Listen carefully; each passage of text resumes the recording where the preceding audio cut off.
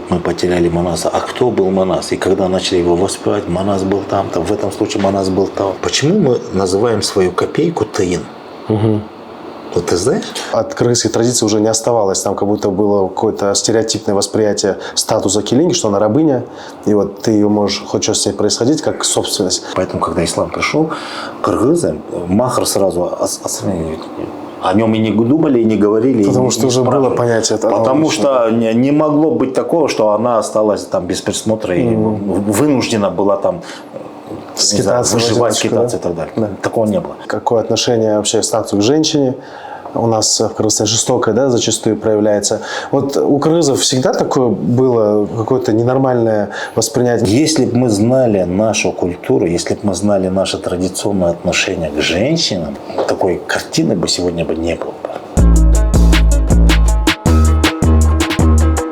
Друзья, пока вы смотрите этот выпуск, пожалуйста, прошу вас, поставьте лайк под этим видео, оставьте любой комментарий для продвижения, а также подпишитесь для нас. Это единственная форма поддержки, которая помогает нам продолжать делать эти выпуски далее. Спасибо большое. Доброе утро, день или вечер, кто как смотрит. Сегодня у нас в гостях Мелис Мурталиев, председатель Национальной комиссии по государственному языку при президенте Кыргызской Республики. Мелис Байке, хош келдиңиз. Еще раз спасибо, что пришли. Здравствуйте. Сегодня мы будем разговаривать о кыргызском символизме и о кыргызских атрибутах. Это очень символичная тема, потому что символы окружают нас повсюду, начиная от языка, заканчивая одеждой. Мы сидим с вами в нашем шоуруме бренда Куурчак, миссия которого является восстановление и продвижение кыргызского стиля. Вот за вашей спиной изделия в технике сайма, терме, все это в национальных узорах. Каждый узор имеет определенное значение. И в этом символичном месте вы первый гость, которого мы пригласили. Посчастливилось мне, да, значит? Да. Открывателем, да, такой новой рубрики, скажем так. Именно так. Позже мы познакомим зрителей с этим пространством. И наш первый вопрос будет связан с мужским атрибутом. Это камчи. В русском языке хамча, как ее называют. Она имеет большое значение не только как предмет утилитарный, да, для того, чтобы управлять лошадью, но и через нее доносились определенные смыслы встречающихся людям. Что это значит? Какие были знаки? Ну, да. Очень хорошо подмечено. Во-первых, давайте начнем с того, что вот, камчи, как плеть, да, или плетка маленькая такая, она, на самом деле, это атрибут такой, можно сказать, это орудие, да, своего рода.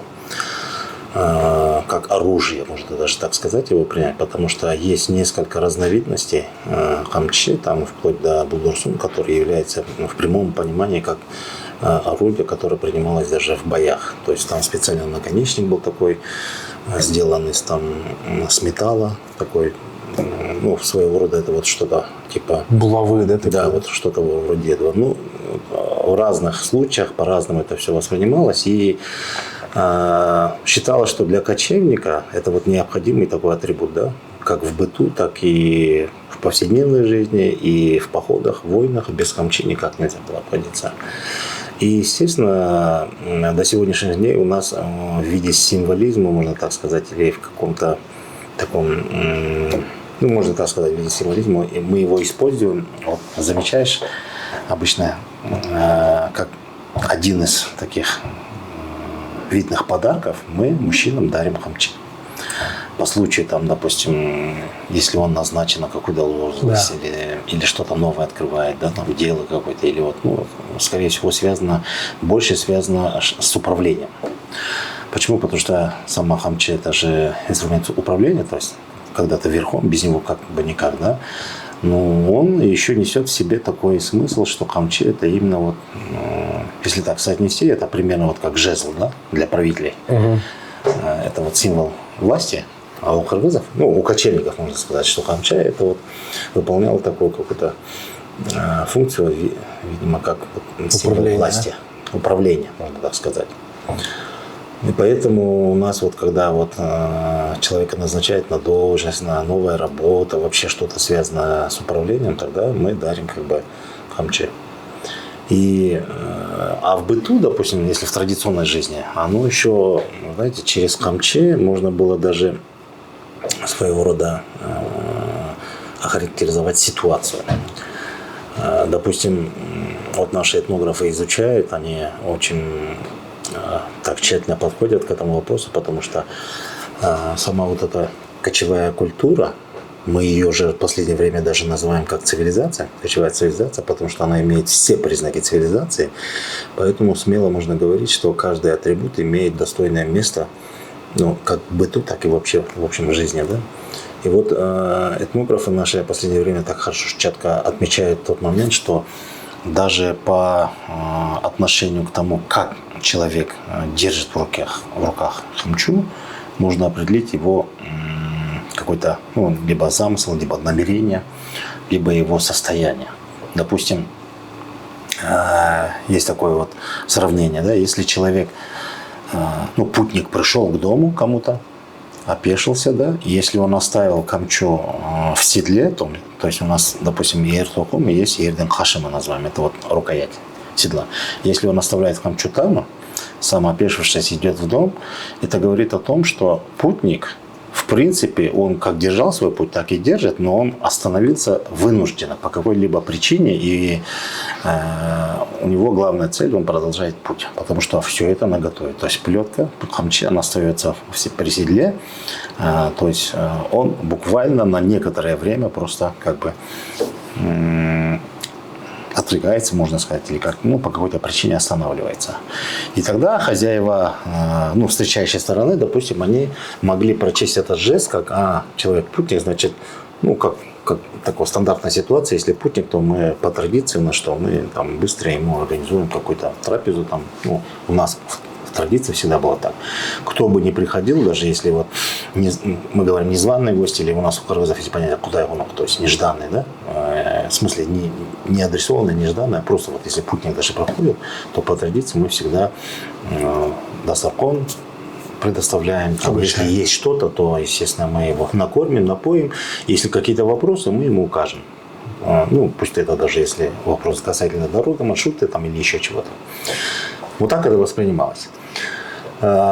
Бывало такое, если человек с камчой в руках уже идет домой, будь-то знакомый, незнакомый, неважно, то мы уже даже характеризуем его поведение и определяем, что он несет в себе, да, какой посыл или какое намерение. Если камча у него в руках, скажем, вот, камчу берет, плетку не вот, и вот так строго держит в руках, то это сигнал того, что он пришел, ну, донести какую-то определенную весть. У кыргызов говорят «экым-хавар», то есть это весть, связанная с каким-то, ну, наказом, указом, что-то такое, то есть от непосредственно властимущих. То есть пришел донести какой-то определенный там, ну, может быть, я не знаю, задачу или там приказ, там, да, приказ, или, я не знаю, там какой-то ну, тапширма, да, скажем так. И тогда это так воспринималось, и люди уже были готовы. Идет человек с плетью в руках, с хамчой в руках, значит, уже определенно есть какой-то наказ, да? То есть это своего рода, как бы, да, не обязательно было говорить, сейчас это, вот даже вот это вот поведение уже считалось, и все кочевники, в принципе, это понимали. Если камчу, допустим, еще один вид камчу, если опешившись, да, и подходит домой, и камчу он мог аккуратно вложить в свои сапоги, массы, мы говорим, да, аккуратно, то это было воспринималось так, что этот человек, он никуда не спешит, и он пришел именно сюда, вот как остановиться. То есть это означало, что он даже просит в какой-то мере какое-то определенное время, может быть, и ночлег, или приют, или вот немного, чтобы здесь отдохнуть с таким намерением. То есть человек пришел с добром, без никаких там, я не знаю, там, плохих мыслей, без никаких там. Просто путник, который вот устал и просится как бы немного провести время. Или даже ночлег. И тогда хозяева принимали сразу, по умолчанию даже его кормили, поили, могли даже предоставить ночлег. Ну, все по просьбе, да, если нет, если он там не остается ненадолго, ну, даже в это время он не спеша пришел как бы с такими намерениями, как путник.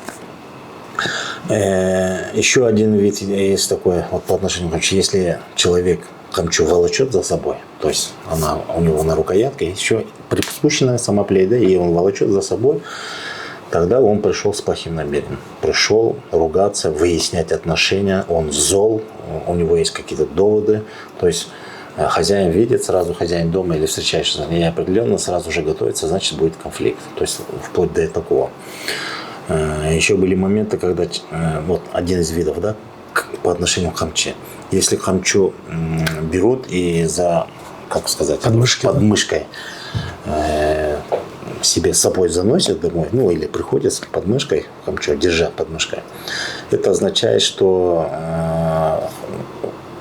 данный человек, он в поисках чего-либо. В поисках чего-либо это означает, что не в том плане, что я мимолетом, он специально приходит, ищет, может быть, не у вас и все такое. И в то же время он, почему она у него с собой, она как бы мало ли что, какая ситуация. Во-первых, что он ищет, если это то, что он найдет здесь, тогда он будет уже и выяснять отношения, почему и как и так далее, и все такое. Но это признак того, что он ищет. И хамча у него подмышка, она всегда при нем как бы в готовности, то есть как орудие. Вот в таком плане воспринималось, да, ну типа я вот ищу что-либо, то, что утеряно или там, ну скорее всего, да, утеряно или может быть кто-то что-то украл, и вот я ищу. Ну, на крымском говорят «джогус депчурем», то есть еще то, что я утратил или потерял. Вот в том плане. И вот одна хамча, она помогает обеим сторонам как бы уже воспринять ту ситуацию, в которой находится тот человек. Потрясающе. Кто несет камчу, да? А если на шею, да, были такие, если камча на шее, да, вот повесил на шее и приходит, тогда это определенно сразу воспринималось, что человек пришел с повинной. Пришел просить прощения или неважно что, но человек с повинной пришел. То есть он готов выслушать, принять и так далее, и попросить прощения. То есть даже вот один инструмент, сколько разных смыслов несет в себе, да, в зависимости от ситуации. И вот одна и та же камча. И вот эта камча, она даже в какой-то мере она помогает, да, допустим, в разрешении каких-то вопросов или там, я не знаю, или по умолчанию это своего рода такой подача сигнала. Невербальная коммуникация, да? Да, коммуникация, подача сигнала для того, что и та вторая сторона тоже она это воспринимает, принимает и, соответственно, уже готовится к определенным действиям, скажем так. Ну, вот. Если вкратце, вот такие вот моменты есть. А есть какие-то правила, связанные с камчой, что нельзя с ней делать?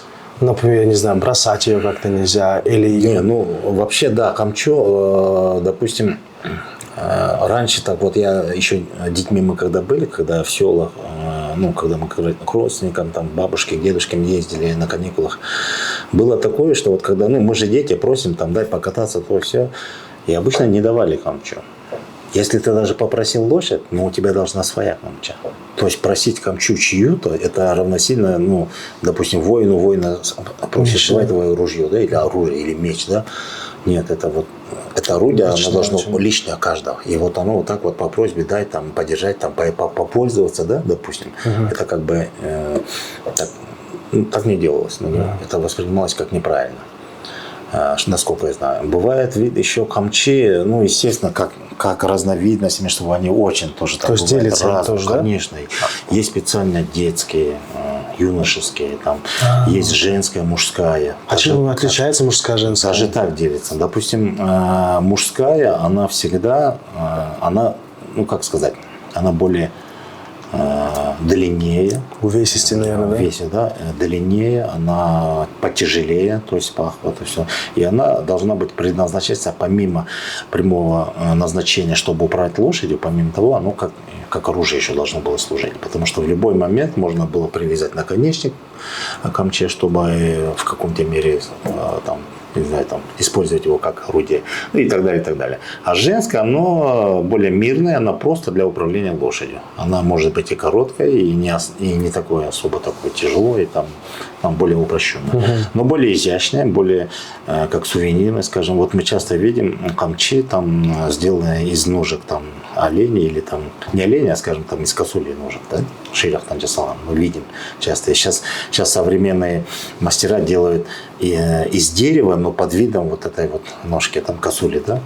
Это в большинстве случаев это были женские камчи, потому что оно несло в себе вот этот какой-то, ну, символизм того, что вот вообще косуля, она сравнивается как как самое красивое, как там, я не знаю, Женственное, да, женственное. Там даже у нас в фольклоре очень много сравнений, там сравнивают, смотрите, походка как у косули, там, я не знаю, там изящность, тонкость, глаза, вот это все. И поэтому вот это вот символ женственности даже передавали в камчу мастера.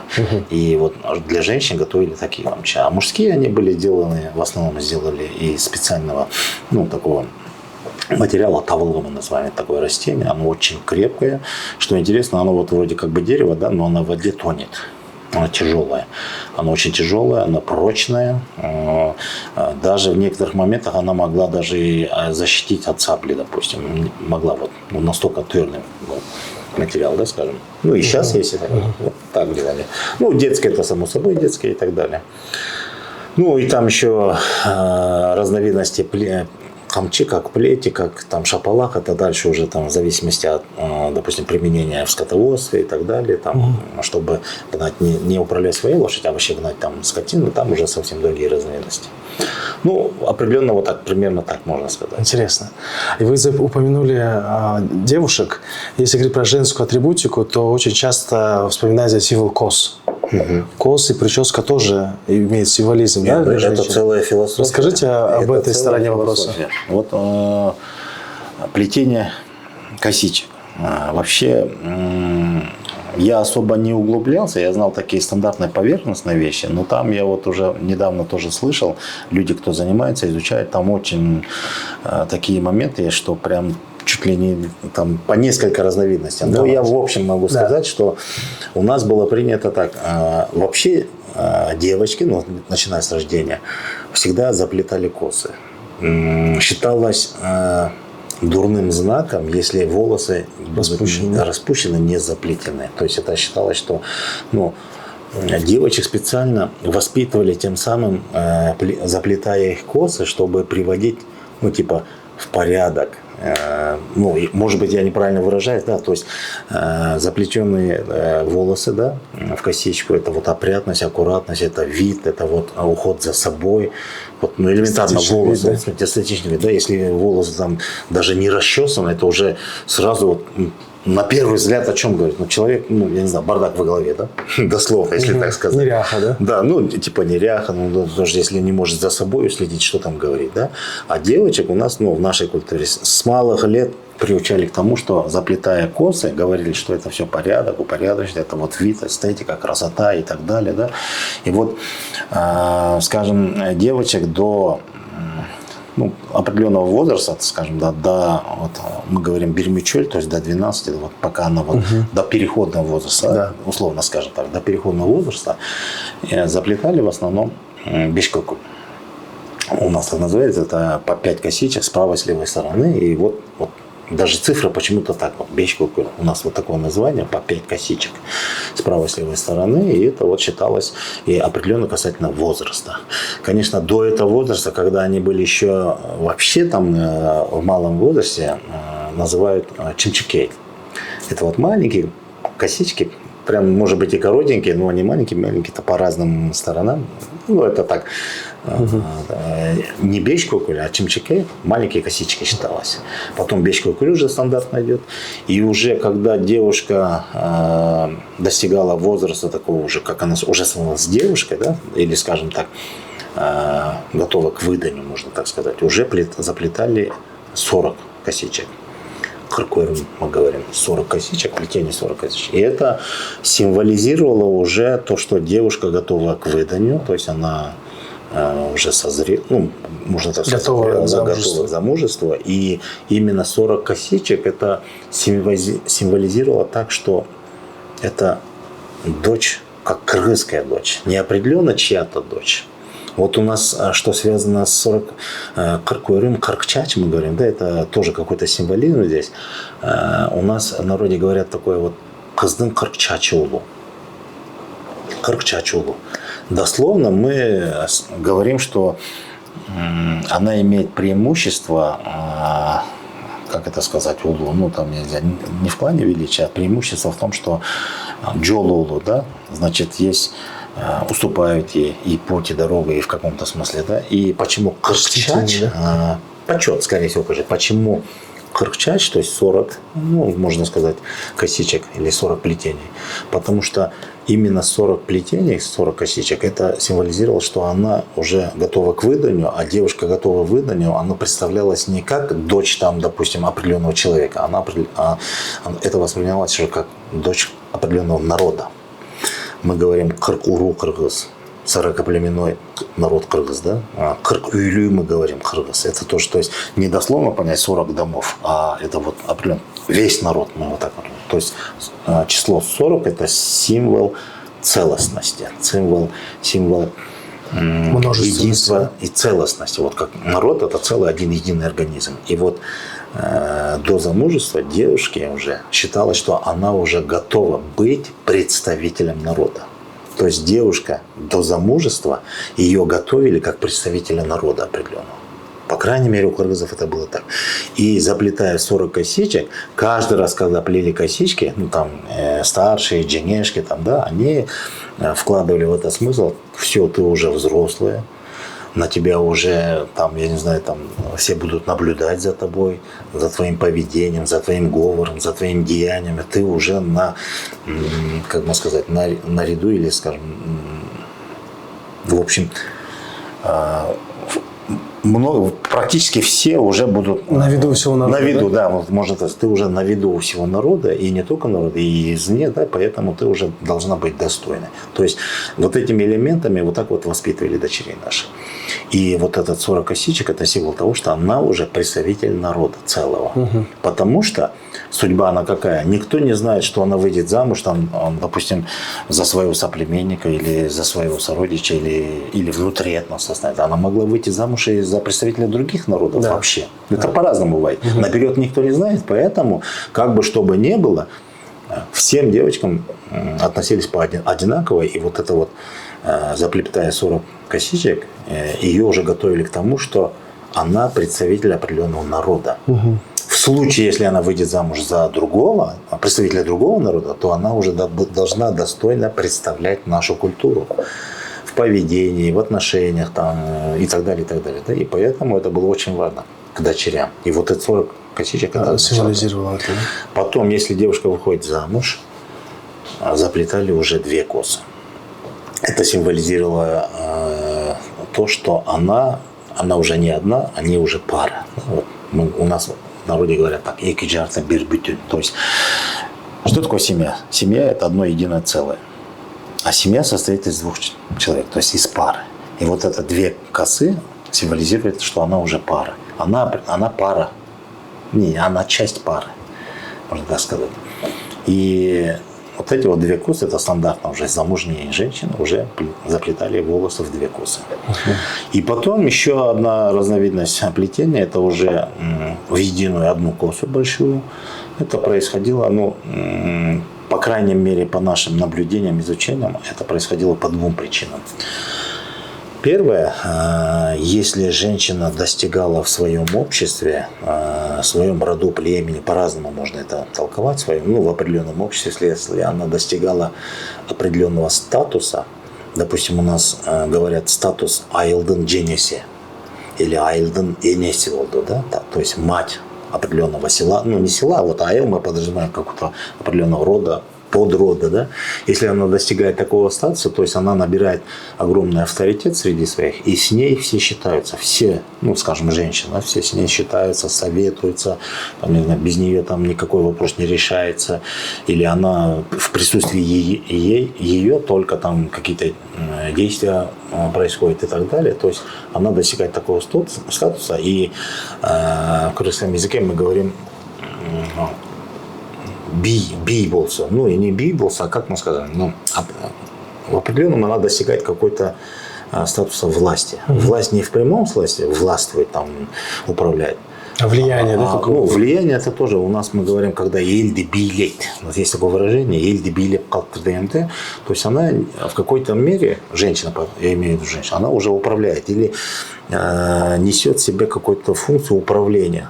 То есть в данном случае, если человек приобретает огромный авторитет, если все с ней считаются, приходят, советуются и так далее, без нее ничего не начинается, то это определенно она управляет. Она непосредственно занимает место в управлении. Авторитет. Да? Авторитет, ну, в прямом смысле, да. И вот в этом случае она уже заплетает одну косу. То считалось, что она уже как лицо, которое может принять решение или влияет напрямую на процессы, скажем так. И вот тогда начинается одна. То есть она уже статусная. Да? Это первый случай. А второй случай, если женщина остается вдовой, то она теряет мужа, естественно, есть дети, есть там, неважно в каком, может быть, даже и внуки, но она же определенно, она же во главе семьи. Даже если у нас есть понятие статус большой семьи, есть понятие семья просто, и есть понятие большая семья. Вот у нас у кочевников это стандартно было. Что такое большая семья? Семья, когда несет в себе несколько поколений. Стандартная семья – это родители и дети, это семья. А большая семья – это значит дедушка, бабушка, родители и дети. То есть внуки, дети, несколько поколений. А бывает и правнуки. Да? И вот в статусе большой семьи, если она теряет мужа, она вдовела, она заплетает в одну косу. В любом случае она старшая, она принимает решения в своей семье. Здесь уже независимо от насколько она авторитетна, не авторитетна, но в семье-то до этого муж принимал решения, как отец, как там, не знаю, ответственный, как добытчик и так далее. Мужчина, да, был? Но когда она теряет его, она вдовела, она же в любом случае, она мать, она бабушка, и она несет уже функцию ответственности за свою семью, большую семью или такую семью, да. И вот тогда она заплетает волосы в одну косу. Это означало, что она несет ответственность. В обеих случаях философия та же. То есть женщина, если достигает, даже при живом муже, если достигает авторитета в определенных, в женских делах, она уже несет функцию управления, она заплетает в одну косу, то есть она уже считается управленцем, человек, принимающий решение, можно так сказать. А если она вдовела, то она только касательно своей семьи, она тоже человек, принимающий свое решение. Вот в этом плане. И вот такая вот, скажем, картиночка есть. Что касается заплетания. Вдобавок к этому, очень, конечно, сегодня это не принимается, не воспринимается, потому что сейчас влияние внешних культур, вообще мировой культуры и так далее, и так далее. Сегодня мы сейчас вообще, не скажем вообще, но в большинстве не плетут наши девушки и женщины, да. А вот раньше у нас считалось распускание волос, это считалось знаком, или, не символом, а знаком траура. Вот в траур специально, неважно в каком возрасте, даже девочки, они распускали все волосы, это считалось знаком траура. Поэтому наши бабушки, я помню, когда мы были детьми, по отношению к девочкам и к женщинам, к молодым даже, они всегда так это воспринимали так болезненно, когда молодые девушки распускали волосы. Понятное дело, они расчесаны, аккуратно, но не заплетены, да, распускали. И это для них, они воспринимали так болезненно, говорят, чачем девайсом, там, юрбесом и так далее. Они вот так реагировали. Потому что их воспитание было такое, что распускать волосы, это было знаком траура. То есть, когда человек терял своего ближнего, они распускали. И здесь философия такова. Почему распускают волосы? Потому что человек, который теряет близкого, женщина, для женщины, она остается без опоры, она остается без ближнего, в прямом смысле без опоры, и ее жизнь уже не придет в порядок в первоначальный. И поэтому распускались волосы. Вот так примерно такая философия. Поэтому это временно, да, пока она в трауре. А потом она все уже приходит в себя, и все как по-раньшему все. И, допустим, если женщина замужняя, если она теряла своего мужа, тогда она сначала распускала, а потом уже заплетала в одну косу. Получается так. А девочки именно в тот момент они тоже распускались, а потом обратно заплетали, то в зависимости от того, если она была, допустим, девушкой, то опять 40 косичек, а если она уже была молодой невесткой, если она потеряла там мужа, не мужа, а отца или кого-то, то она продолжала опять 2 косы, определенно через какое-то время. То есть даже это все, это, можно так сказать, несли какие-то функции, да, там для обозначения коммуникации, опять-таки, чтобы обозначаться. Да. То есть это тоже элементы культуры такой, очень интересный.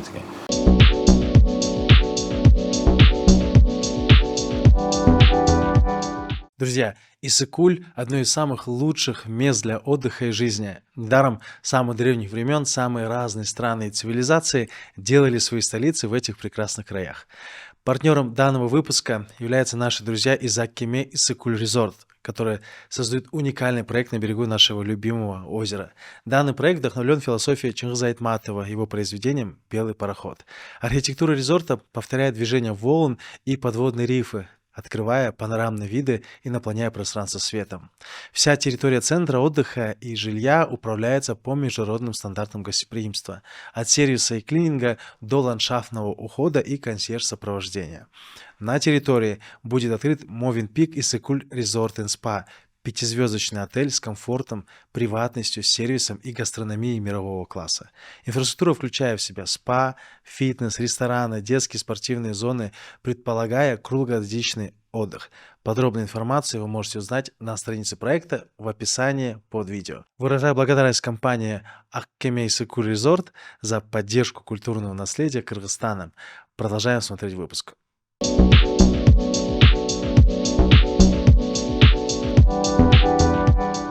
Вы затронули сейчас важную тему похорон, что тоже очень символично. И вот, насколько я помню, у нас до сих пор всегда совмещаются кыргызские традиции с мусульманскими. Да? У нас и читают Коран, и при этом есть какие-то традиции, которые определенно идут с древнейших времен и дошли до нас до сегодняшнего времени.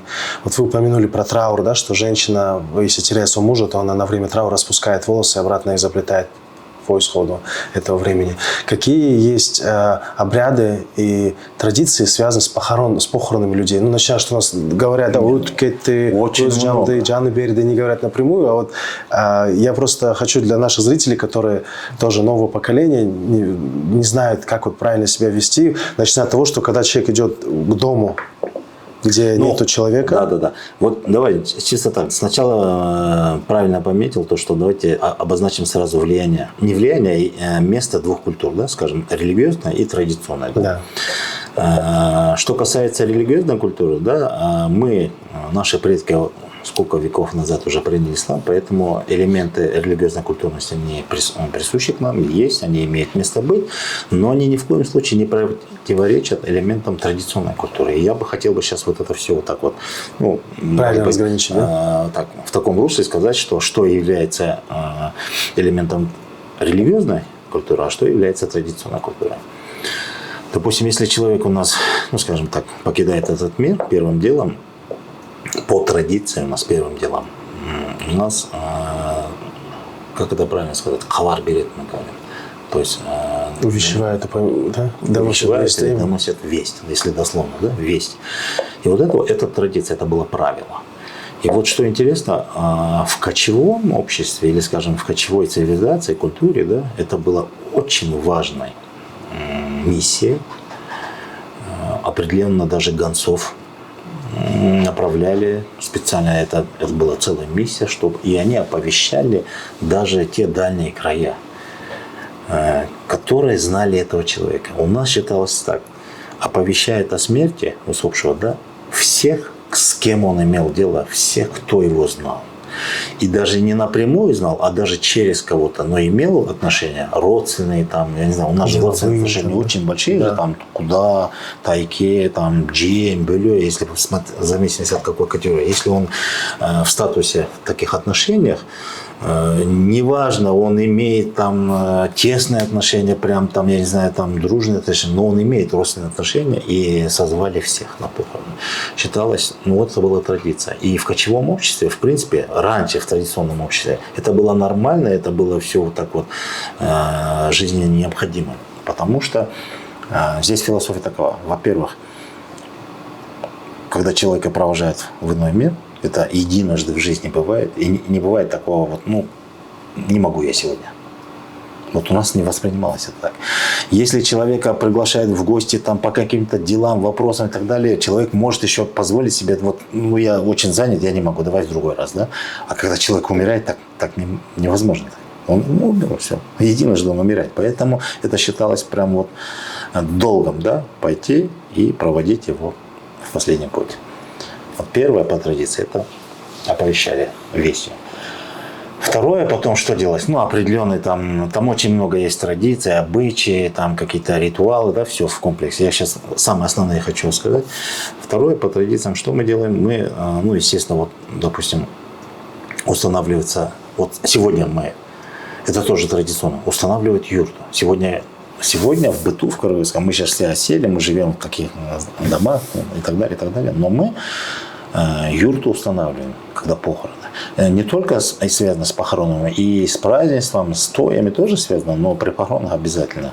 И вот сегодня немножко хочу пометить одну вещь. Раньше, когда человек умирал в традиционном обществе, юрты устанавливали как специально, у нас даже есть такое выражение «кызылук бозу итилет».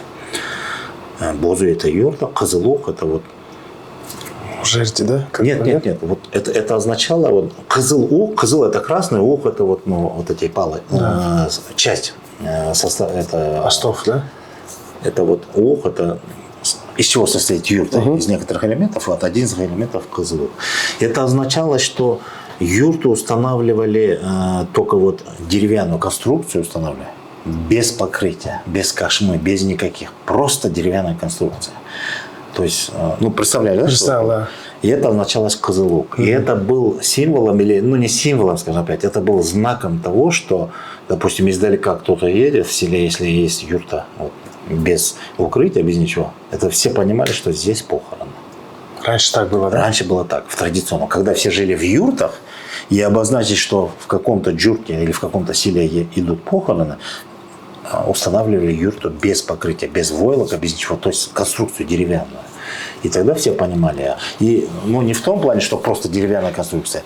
Нижняя часть гереги, она закрывалась чием, да, скажем, как это правильно? Ну, неправильно, а по-русски чи, это вот тростник, да. Солома, да, и она вот такая обведенная. С войлоком, да. С войлоком. Это вот такое вот особенно такое, ну, такое. Циновка, да? Да, циновка или как вот она чием покрывалась, сама кереге, стена. А дальше уже вот эта верхняя часть, она без покрова, просто пустая. Ух и тюндюк. И поэтому на первый взгляд смотрим, кызылук, нам в глаза бросается вот именно красного цвета вот эти деревянные конструкции и все. А нижняя часть, она покрывала. Потому что внутри там, естественно, там и покойника держали, грубо говоря, там, ну и все остальное. А сегодня у нас нет. Сегодня у нас мы просто устанавливаем юрту полностью покрытую и все такое, и отводим специально для усопшего. В некоторых местах по 2 юрты, где-то, где держат непосредственно усопшего, а где вот оплакивает женщина. В некоторых все вместе в одной юрте делают. Ну, это вот по традиции. И по традиции что у нас еще происходит? У нас есть понятие кошок, оплакивание, да, мужчины и женщины по-разному. Да? Женщины кошок. Кошок мы говорим, то есть оплакивают в такой стихотворной и повествовательной, да, такой форме, да. А мужчины, они оплакивают как? Они, ну, юкрюк мы говорим. Они прям вот издают специально такие вот юкрюк, плач, я не знаю, крики, да. На подходе, да, особенно? На подходе, да, к местности, скажем, или к юрте. И зачем? Даже с медицинской, с научной или там психологической точки зрения, да, это очень правильно, потому что смерть человека для окружающего, ну, для близких этого человека, оно приносит определенное горе, несчастье, стресс для кого-то. Это все по-разному воспринимается. И все близкие люди, они переживают вот этот вот случай жизни, да, так болезненно, тяжело и так далее. И вот когда человек, он вот это все переживание, если он в себе будет таить, то это определенное, через определенное время оно может вызвать какие-то болезни, даже на медицинском уровне, чисто на физиологическом. А на психологическом уровне что? Если человек это все прокрикивает, там, проплачивает, да, там, я не знаю, проплакивает, то есть проплакивает, выкрикивает и все из себя вот это эмоциональное, все он от себя, если вне, скажем так, избавляется от себя, да, вовне, то он в себе не оставляет ничего такого, вот, то, что будет потом коробить, да, изнутри. Поэтому и оплакивание, и крики, визги, да, это даже наоборот помогает. Это и вот ученые в последнее время тоже они вот дают свои такие наблюдения, что это в принципе в какой-то мере это очень правильно даже. А что мужчина произносит в этих словах, когда он идет? Не, ну традиционно у нас есть такие специальные выражения, там есил хайран, там, допустим, кто человек, что это означает, Эмиль Байкот? Есил хайран апакевой, да, вот по-разному, да, вот что, в чем смысл? А потом вторая строчка Эйма Гайдан говорим. То есть есил хайран, то есть есил, мы обычно говорим, есил это человек, который уже ушел, покинул нас, покинувшись. Кайран это типа, ну, разве вот кто думал, что он умер? Кайран, мы говорим обычно, нежданно вот ушел, да, или вот, ну, все. Это по отношению вот человека, который уходит, и мы к нему говорим, вот только что вот, который нас покинул, и называем его там Эникем, там Байкем, Агам, там Биртуганом, Бирборум, то есть мать, отец, там брат, или в общем, если он родственник, то наш родственник, да, там близкий. И мы говорим, больше я тебя не увижу, все. И вот эта вот фраза, вот, она именно вот говорит о том, что человек только что потерял. И даже через это, когда вот мужчина, когда прокрикивает эти слова, даже встречающая сторона, это же все равно такой, ну как сказать, такая процессия, да, когда местные там сельчане, близкие родственники, они встречают из дальних там, скажем, регионов или из дальних, может быть, даже из стран, которые приходят проститься, да, с усопшим. И тогда они определяют, даже вот они кричат, и они понимают, кто прошел. Статус, да? Да, статус. Потому что если он говорит Таякем, понятно, что пришли джены. Если он говорит там Бөлем, тогда значит Бөлё пришел. Вот даже поэтому мы определяем. И так далее. А если он кричит или выкрикивает куда, значит он сват. Понятно. И все уже определенно смотрят, а кто он? С какой стороны сват? Каким? Потому что сватов тоже нужно. И вот так вот определенно, это тоже своего рода помогает для встречающей стороны, чтобы определить, кто пришел в данный момент. Потому что в это время не могут все смотреть, и там, понятное дело, в таком случае у кого-то с памятью, у кого-то там состояние не может даже углядеть. Да. Особенно хозяева, да? А те, кто помогают на службе, да, там молодые ребята, там девушки, гелинки, да, они сразу понимают и помогают. И это все опять-таки влияет на коммуникацию, да, скажем, в данный момент. Чтобы никто не был там незамеченным, чтобы никого не забыли. Да, и это все способствует. То есть он говорит Эсиль Кайран, потом называть статус, после этого Эми Кайда Гурин. Да. И это помогает нам логически. Затем обычно молодые ребята на палках встречают гостя, они облокачиваются вот на шест. Это не везде, это в некоторых регионах. Допустим, на севере, на Иссык-Куле, да. Да, на Иссык-Куле в определенных местах. И где-то в Нарене частично это есть, но в большинстве регионов такого нет. Нет, это особенность региональная. Это особенность региональная. Это уже, скажем, не определенная традиция, это уже какие-то местного значения, какие-то особенности обрядные. А какие еще вот на Иссык-Куле вот они на палку опираются и тоже слова какие-то произносят, насколько? Стандартно на сегодня до нас дошли только эти. Может быть, раньше еще что-то добавляли, что-то по-другому, но сегодня так. Допустим, женщина, кошок, есть понятие такое, это оплакивание такое в поэтичной форме, там несет глубокий смысл. Здесь кошок определенно уже прощание с усопшим и оплакивает в основном так уже емко. Вот сейчас тоже в последнее время мы каждый раз, погружаясь в фольклор, там, в пословицах, мы наблюдаем. Я до этого имел такое понятие, что кошок – это общее такое емкое понятие, потому что кошок, он связан, во-первых, первое – это связано со смертью человека, а второе, вот даже когда девушку на выдане провожали, тогда тоже кошок. Кошок такой, называют, что оплакивали тоже. Но оплакивали в том плане, что девушка выходит замуж, все, она уходит, отчий дом покинула, она больше не вернется. То есть, тем более, если девушку выдавали там, допустим, далеко или вообще за представителя другого народа, тогда реально это был кошок. Да? Но это не значит, что мы похоронили, просто мы прощаемся, да? Вот в таком плане. И в кошоке несется такой определенный, как бы сказать, содержание такое, дается оценка человеку. Если мы хороним человека, то кто он был, каким он был, его достижения, его место в социуме, роль в обществе, да, какие-то, я не знаю, там, те стороны, которые вдохновляли вообще там близких, родственников, поучительные стороны и так далее человека. В этой прощальной, скажем, такой процессе, в кошок вот это все охватывалось. То есть люди, пришедшие проводить человека в последний путь, да, они полностью должны осознавать, кого они потеряли, кого они хоронят, кого они провожают. Он был таким.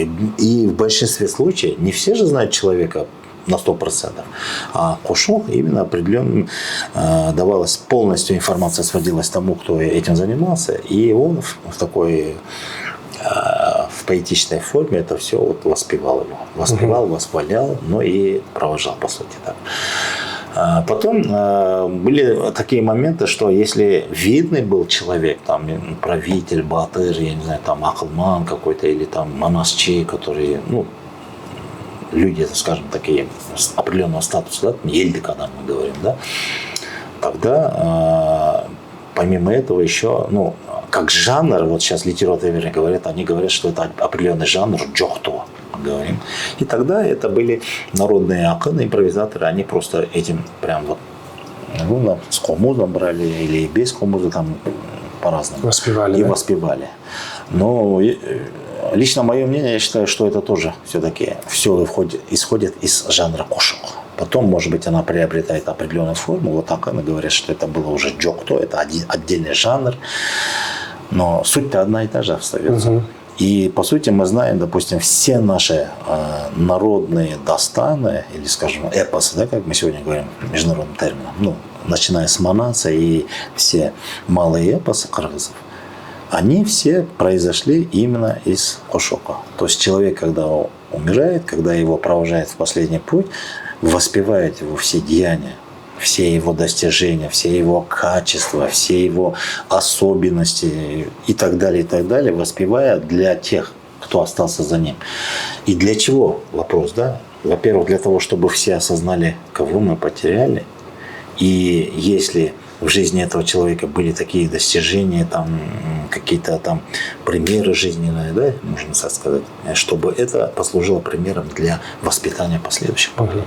И в первую очередь для их же детей, ну, детей этого человека, скажем, будь то это женщина или мужчина. И вот это все через кошок как бы формировало такое, даже, можно сказать, воспитательный элемент. И не только для близких детей, а вообще для всего общества. И тем самым это даже чисто логически, да, провожая человека в последний путь, мы даем ему оценку. И эта оценка не должна быть у каждого в себе в груди. Он, блин, вот такой был хороший человек, все. А это все публично в обществе, это все вот так вот проговаривалось, пропивалось. И если эта личность была настолько знатная, величина, если эта личность была, если она вот в памяти у народа на многие века оставалась, то именно вот этот вот кошок, или, скажем, джохто, да, она пропивалась, это же все в поэтической форме, оно потом превращалось в другой жанр, как народная песня или народный дастан, эпос. Вот так вот, в принципе, все эпосы появились.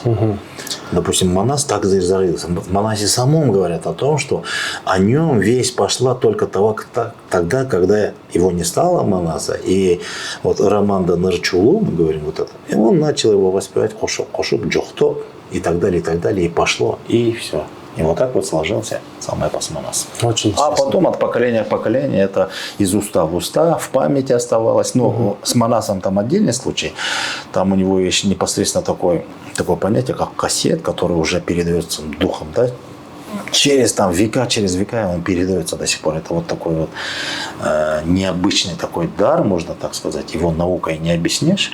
А другие эпосы, они вот как создались, они дальше уже перепевались, вот проходили. Даже в самом Манасе о важности поминок по Кокотаю, да, это же огромное событие, там десятки тысяч обслуживающих персонала, десятки тысяч юрт, там вот такое отдельное большое событие. Это целое эпохальное такое событие было, поэтому Манас потом перерос уже в эпос. Почему? Потому что когда начали, скажем так, джохто, когда мы начали осознавать, что вот мы потеряли Манаса. А кто был Манас? И когда начали его воспевать, Манас был там-то, в этом случае Манас был там. Как он родился, какие его все деяния, походы. Они же это все воспевали, потому что нужно было обозначить, кто был Манас. И получается, всю его биографию обозначили. А в его биографии там такие эпохальные события были, которые напрямую влияли вообще на жизнедеятельность всего народа, да, скажем так. Изменение такого характера большого. И поэтому он превращается уже в такой эпос. Ну, это нормальное явление. Практически это вот такое вот, можно так сказать, стандартная картина у народа, в жизнедеятельности народа, который переживает такие эпохальные события.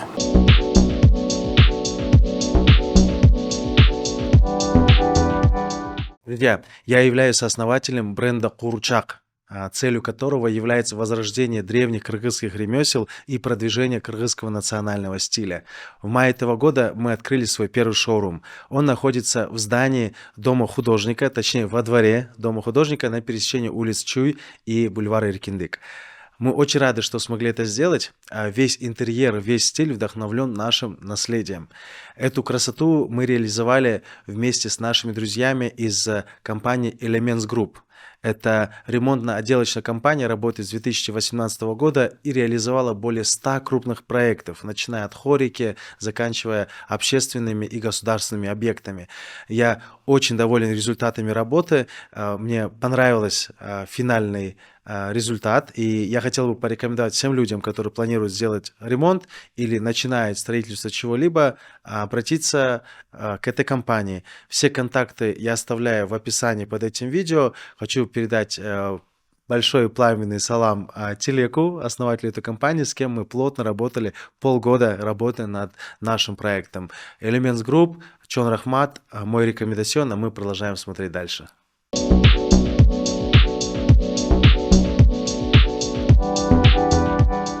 Я помню, что в детстве были похороны у соседей, и на месте покойного Сёгу Турган жерде камнями выслали, и оно какое-то время там стояло. Ну, это обычно, это уже обрядные вещи, они обычно до года, когда уже проводят аш через год, а потом уже все, как бы, это место себе. Почему? Потому что, есть такие поверья, что почему мы, вот, смотрите, похоронили, потом у нас есть понятие училик, четилик, потом 40 дней и аж через год. Да? Стандартно, скажем так. По-разному, бывает через 2, через...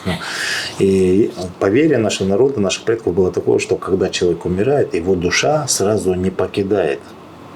В смысле, она покидает тело мы похоронили, но душа, она все равно привязана к своим близким, и она от своего дома не отходит. И вот определенные периоды, там 3 дня, 7 дней, она вообще не отходит от своих близких, от своей семьи. И поэтому эти дни специально проводят там, мы говорим, джичгараб, там ханчгараб, да, проводим даже в узком кругу на уровне семьи, мы проводим училик, 3 дня, 7 дней, для того, чтобы смириться с тем, что да, мы его потеряли, и чтобы его душа или ее душа, собственно, чтобы она тоже осознала это, чтобы вот эта связь уже, все, мы вот уже мы потеряли, оторвались. Вот первое. 40 дней, есть поверье, что до 40 дней оно будет до сих пор еще, привязано, держать связь. Душа будет держать связь с живыми людьми, с близкими. И даже никто же не знает, что там. Но были такие поверья, что до 40 дней она еще будет привязана, иметь связь какую-то. Это может быть во сне передавать близким, то-то, все. И вот после 40 дней, уже все, вот этот период, за эти 40 дней его близкие, они пытались что? Если там какие-то неправедные вещи были, грехи или так далее, они должны были молить и очистить душу. Поэтому до 40 дней вот это все каждый день там, сейчас уже с исламом читают Коран и так далее, просят там облегчения там и так далее, чтобы вот это очистить. И последний через год уже, это уже все окончательно, душа человека уже все покидает вообще этот мир и считается, только остается в памяти. И поэтому проводят большие поминки, аж, это все и в Малайзии. Почему? Потому что смотря какой был человек, такой и аш проводят. Да? Мы говорим, это хада. Традиция, она для всех единая, как правило, а хада – это уже его статусность.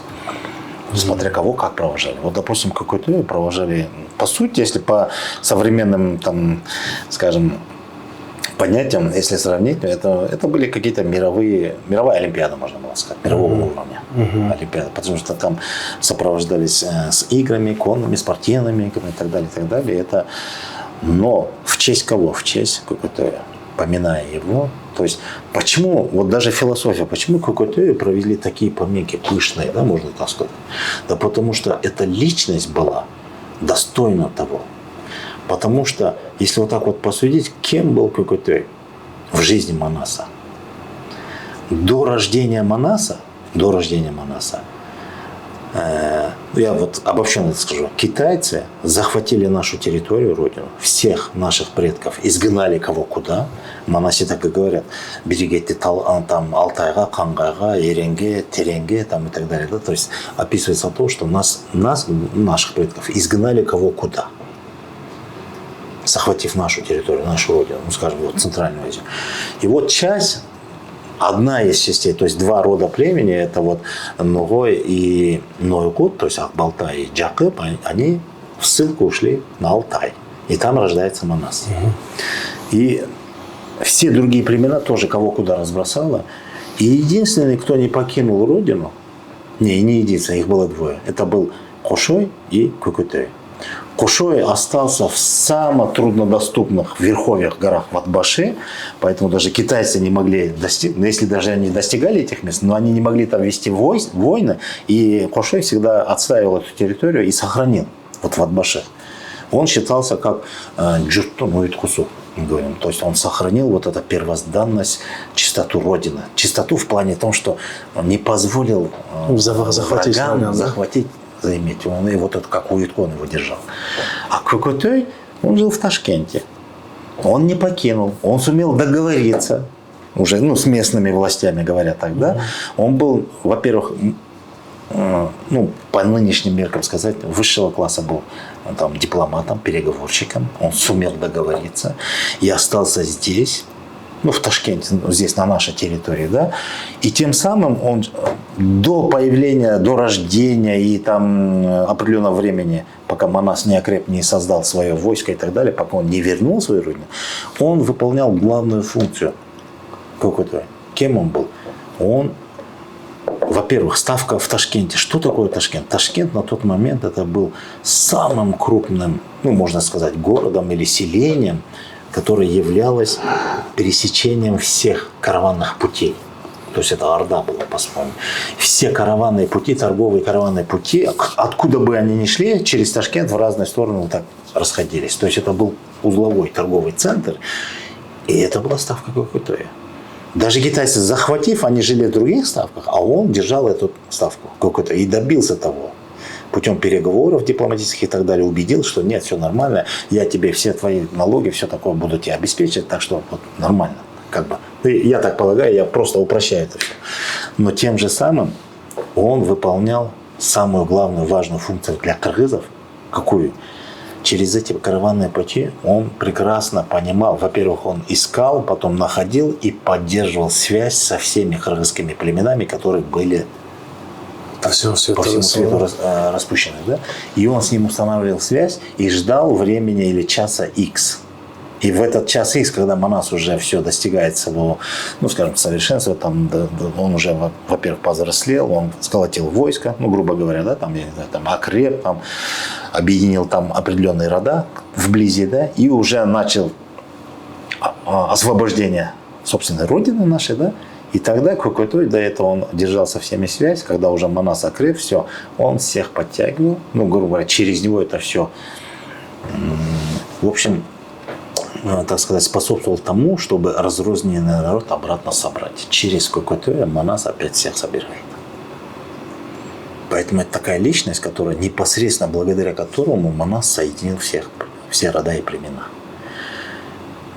Если бы не было бы Кукутая, Манас бы, да, может быть, мы просто так теоретически располагаем, да, он бы мог бы там отвоевать, но смог ли бы он соединить всех на тот момент? Потребовалось много времени, чтобы освободить. Сначала надо объединить, а потом освободить же. Он, значит, он благодаря Кукутаю он сначала объединил всех в одно время, все слились и борьба за освобождение. Кукутай это как ленд-лизовская помощь во время Второй мировой войны, да, для Манаса поддержки. Я не хотел бы это сравнивать с этим, да, но понимаем, что вот какая ключевая фигура была. Да. Вот Бакир, чтобы возвратиться назад к нашей теме атрибутики, мы поговорили о похоронных процессах, об обрядах, связанных с этим. Давайте перейдем прямо обратно, с рождением. Какие есть атрибуты, которые... Не, мы обо всем не поговорили, смотри. Я только говорил о самых основных. Да? Нет, даже и о самых не завершил. Мы сказали вот сначала весть, потом кушок, оплакивание, да? Так, давайте продолжим. А потом сам процесс похорон. Что такое похорон? У нас до сих пор есть, мы держим эту традицию, мужчины прям идут вот, и ну, скажем, до могилы и провожая, вот, ну, видишь, на кыргызском по-другому говорим, мы говорим «сүйөктү жерге жашырыпты». То есть мы Предать земле, да? придать земле тело, ну, на русском языке это говорят тело, да?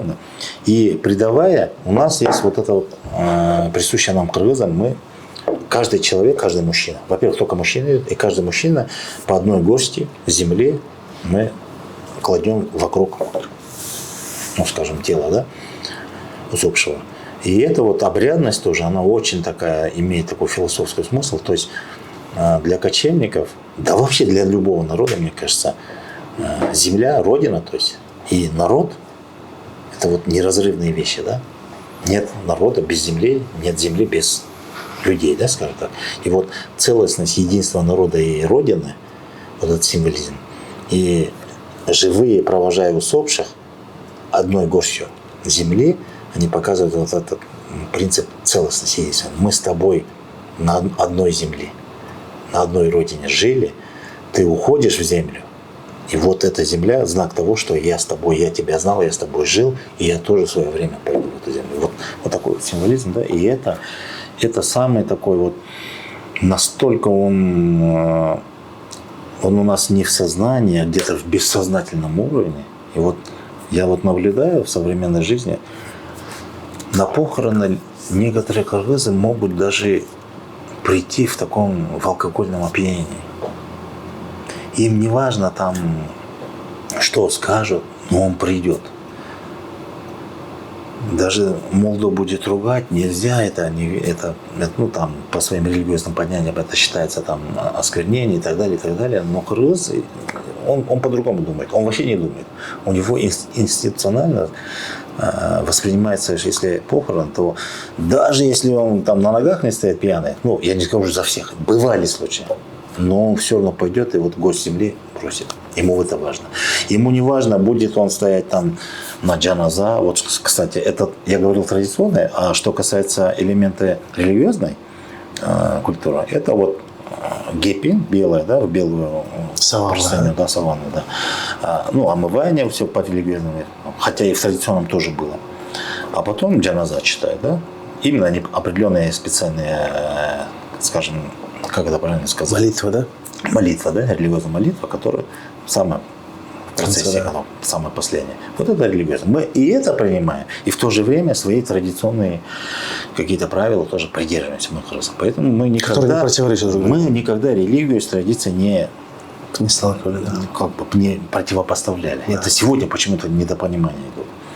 И вот что хочу сказать. Вот самое последнее, важное, вот это топрах салу, да, то есть вот гость земли, надо пойти. И, то есть для кыргызов это еще, это говорит о том, что на психологическом уровне мы с тех давних, древних времен для нас похорон это важное событие, потому что мы из ряда живых провожаем в другой мир. Это, ну, важнее что может быть. Это вот самое главное.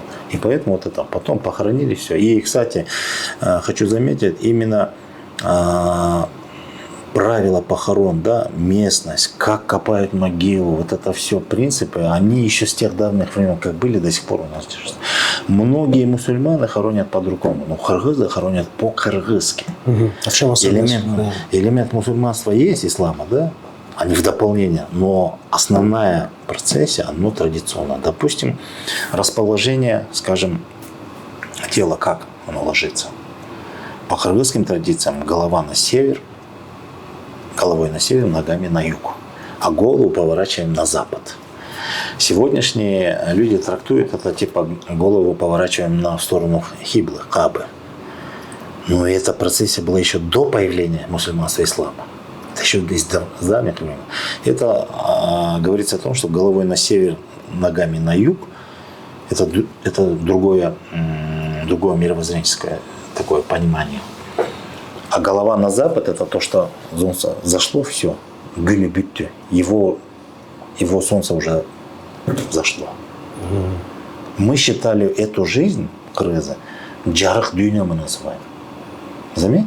А по, скажем, исламским, мусульманским понятиям мы говорим это жалган дүйнө. Это разные вещи. Почему-то религия представляет, что это жизнь, вот наша жизнь, да? Мы говорим джалган дүйнө. Джалган это что такое джалган? Это Иллюзия, да? Просто сказать? типа иллюзия или неправда, да, или это вот такой вот несправедливый мир якобы. А чин дюня, вот когда они говорят, жалган дюня, чин дюня это там тот загробный мир. Ну никто там, ну как это правильно сказать, все мы туда уйдем, но нету людей, кто побывал там и вернулся и сказал, оказывается там так-то или так. Ну я, может быть, даже и через смех, но это же нормально, очевидно. Поэтому для нас еще вопрос, чин дюня, да? Ну в религии так говорится. В этом веруют, да? Поэтому религия, она определенно несет в себе какие-то правила, постулаты, направления и так далее. Но в кыргызском мировоззрении мы говорили эту жизнь не джалган дюня, мы говорили джарах дюня. Это свет, светлая жизнь. Естественно, здесь и хорошее, и плохое, но мы ее ценили как джарах дюня. А когда человек уходил, о дюня или харамга дюня, поэтому голову поворачиваясь на запад, все, гюню-бюттю, солнце его зашло уже, все, нету. Он с этим миром простился. Мы-то его закапываем в землю, естественно, там темнота, еще, что еще может быть. А душа уходит. Душа уходит куда? Куда-то в Сторонник, да. Это вот первое. Второе, почему головой на север, ногами на юг, это определенно уже астрономические знания кочевников, а в частности кыргызов. Вот у нас в языке проговаривают такие вещи. Кут-тарап, кут-джилдыз. Что это может быть? Я в детстве помню, когда ко мне бабушка приезжала с села и просила мою мать стелить вечером, когда стелить, чтобы ложиться спать, она всегда говорила, кутту тептире көрбө. То есть не постели так, чтобы я ногами не обратилась к куту. Я говорю, что такое куту? Я не понимал. И мама мне говорила, это север. После, когда я вырос, я уже понял, и в словарях до сих пор написано, Кут-Джилдыз – это полярная звезда, северная полярная. Кут-Тарап – это север. Все, что связано с севером. Почему? Это географический север. Но мы понимаем, что такое Кут-Джилдыз – это полярная, ее еще другими словами ее обозначают как алтын казык называют. Это единственная звезда, по крайней мере, мы ее так воспринимаем, которая не движется. Статично, да? Статично, она в одном месте стоит. А все остальные светила, ну, звезды и так далее, это все, что светится, небесные тела, они все вокруг нее крутятся в определенном там промежутке, ну, на определенном расстоянии. И кыргызы ее назвали, одну звезду назвали двумя понятиями. Первое, алтын казык, это в прямом смысле. То есть она как казык. Казык что такое? Ты вбил в нее и привязал, допустим, лошадь, да, на определенную длину там. А длина зависит от длины аркана, да, веревки. И лошадь вокруг нее кружится, она туда дальше не уйдет. И наши посмотрели, эта звезда на одном месте стоит, и все звезды вокруг нее крутятся, значит, она казак. И все привязаны к ней. Потому что есть определенный порядок. Они по определенной траектории, на определенном расстоянии вокруг нее и крутятся. И поэтому ее так назвали алтын казак. Алтын в смысле такая знатная, видная, там, дорогая, вот в этом плане. То есть она не простая звезда. Второе название Кут-Джилдыз, потому что она, эта звезда, она по сути, ну для нас это Вселенная, Аллах, да, она центр. Она дает жизнь всему. Потому что благодаря нее или вокруг нее все крутят, значит она важная, и она центром является. Она дает жизнь вообще, ну, такое понимание, поверье. И поэтому ее назвали Кут-Джилдыз. И когда кыргызы хоронили людей, они старались вот этот порядок не нарушить и головой направляли к этой звезде, к северной полярной, Кут-Джилдыз. Для того, чтобы, если она центр Вселенной, а кто мы, люди? Мы тоже должны повиноваться центру Вселенной. Поэтому порядок похорон был таков. Головой на север, ногами к югу. Это очень мудро. А в другом мусульманском, исламском мире такого понятия нету. Вообще, они хоронят. Во-первых, там какие условия местности, в зависимости от этого хоронят. А второе, если есть возможность, то почему-то вот, начиная с того, как человек умер в исламе, вот он, душа уже покинула его тело, пока его даже не похоронили, в исламе так, я читал, я очень удивился, они стараются тело привести в такой, как это сказать, в таком порядок или вид, чтобы ногами направить его в Мекку. Каба. Ногами. А головой в противоположную сторону. А потом, даже когда хоронят, тоже. Если есть возможность, то так. Если нет, то в зависимости от местности хоронят как угодно. Но если есть возможность, то ногами к Мекке. Почему-то. А когда еще не похоронили, они когда его там омывают и все, они в таком порядке, чтобы ногами к Мекке. И для меня это было удивительно. У кыргызов, у нынешних кыргызов есть понимание, Мекка это там святая местность, ее нельзя ногами направлять. Теппе говорят, даже когда ложишься спать или просто лежишь, если ты ногами в сторону юго-запада, то, ой, там Кааба, Мекка, нельзя, да? У нас такое отношение, что это святое, но нельзя как бы ее пинать, да? А в исламе именно в процессе похорон, когда человек умирает, его вот в таком положении. Сначала омывают, готовят, а потом уже хоронят. Если есть возможность так хоронят, если нет, то как местность позволяет. Получается так, чисто географически. Если человека, мусульманина, хоронят где-то в Южной Африке, то ногами к северу. Если человека в Европе, то ногами к югу. Элементарно, да? Если человек где-то в Азии, то ногами на запад. Если где-то в Америке, то ногами к востоку. То есть центр – Мекка. И философия такова. Любая религия имеет цель распространения по всей земле. То есть центром, если Мекка считается, это логично. И умерший мусульманин, где бы он ни похоронился, это как бы показатель вектора развития ислама.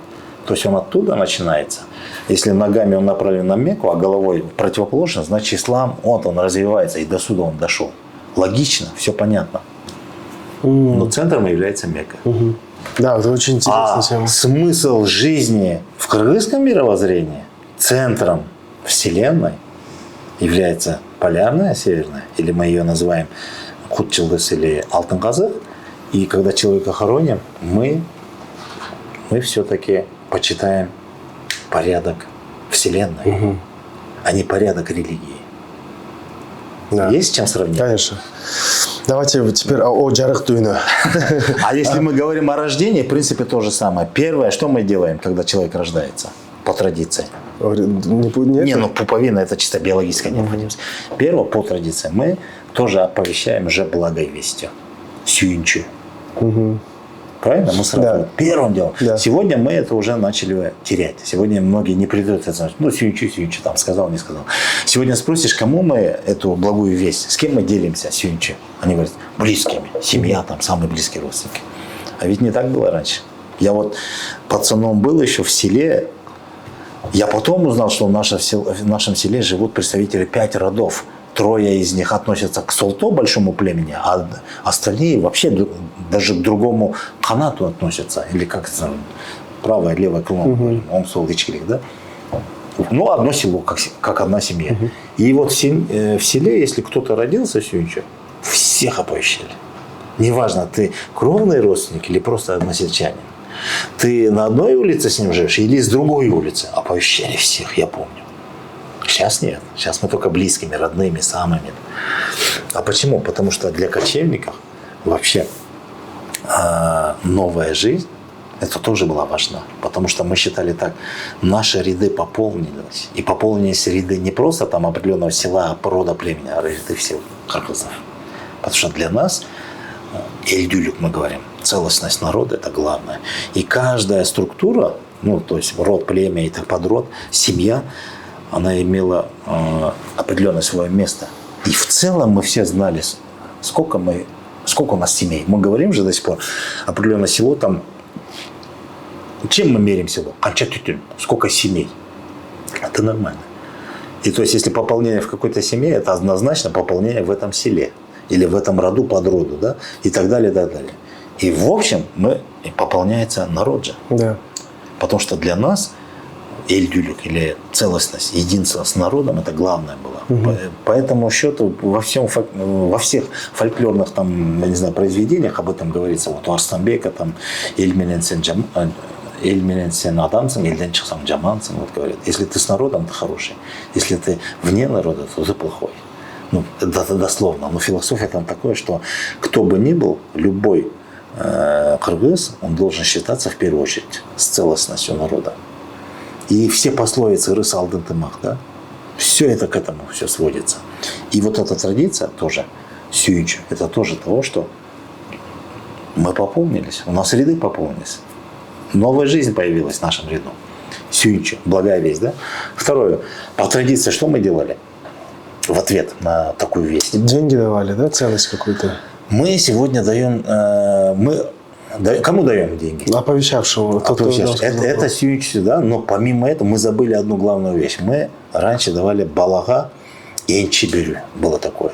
То есть именно новорожденному нужно было как бы посвятить, дать ему или обозначить, не обозначить, именно задарить ему нужно было то. Кто чем мог, да, допустим, если весть пришла, там, я не знаю, там, мастеру, да, там, который там изготавливает мечи, скажем, ну, кузнецу, он скажет, ну, пожалуйста, меч, щит, все от меня.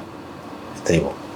Если там чабан, скажем, или там, я не знаю, ну, грубо говоря, чабан, то он скажет, ну, барашка, лошадь, да? С меня. Не барашка, лошадь, да? Молодого, маленького. Кто-то и кто чем может. Если там мастер, который юрты делал, он скажет, ну, юрта с меня. Я так утрирую. Условно, каждый чем мог помогал, да? Каждый чем мог, но в любом случае он вносил свое, как это сказать, участие в формировании чего? Как человека с крыза, да? Формирование накопительного капитала этого человека. То есть, по сути, по нынешним меркам, это соцпакет. Соцпакет для новорожденного. Да. И когда мы говорим, о, государство, вот эта системность, это думает о каждом гражданине, да, совершенно верно, но кыргызы из тех давних времен все эти нужды они решали через традиции. То есть было понимание, что каждый новорожденный нуждается в чем-либо. И его основной капитал уже формировался вместе с рождением. Поэтому Сюинчу всем классно говорили и в ответ это получали. А то, что давали деньги тому, кто эту радостную весть, это отдельно. Это Сюинчу Симбирю. А Энчибирю, это то есть тому младенцу непосредственно, кто родился, его. Мы обеспечивали его. То есть у нас по этому случаю есть такая поговорка «Арбир бала юз рыскасымен төрлет». У кыргызов до сих пор есть такое понятие. То есть каждый рожденный, он же родился со своим имуществом. Если дословно говорить. У него есть имущество. А откуда оно? Это вот как раз антамак, целостность народа, беремлик, да, через Сюинчу мы давали вот этот энчи.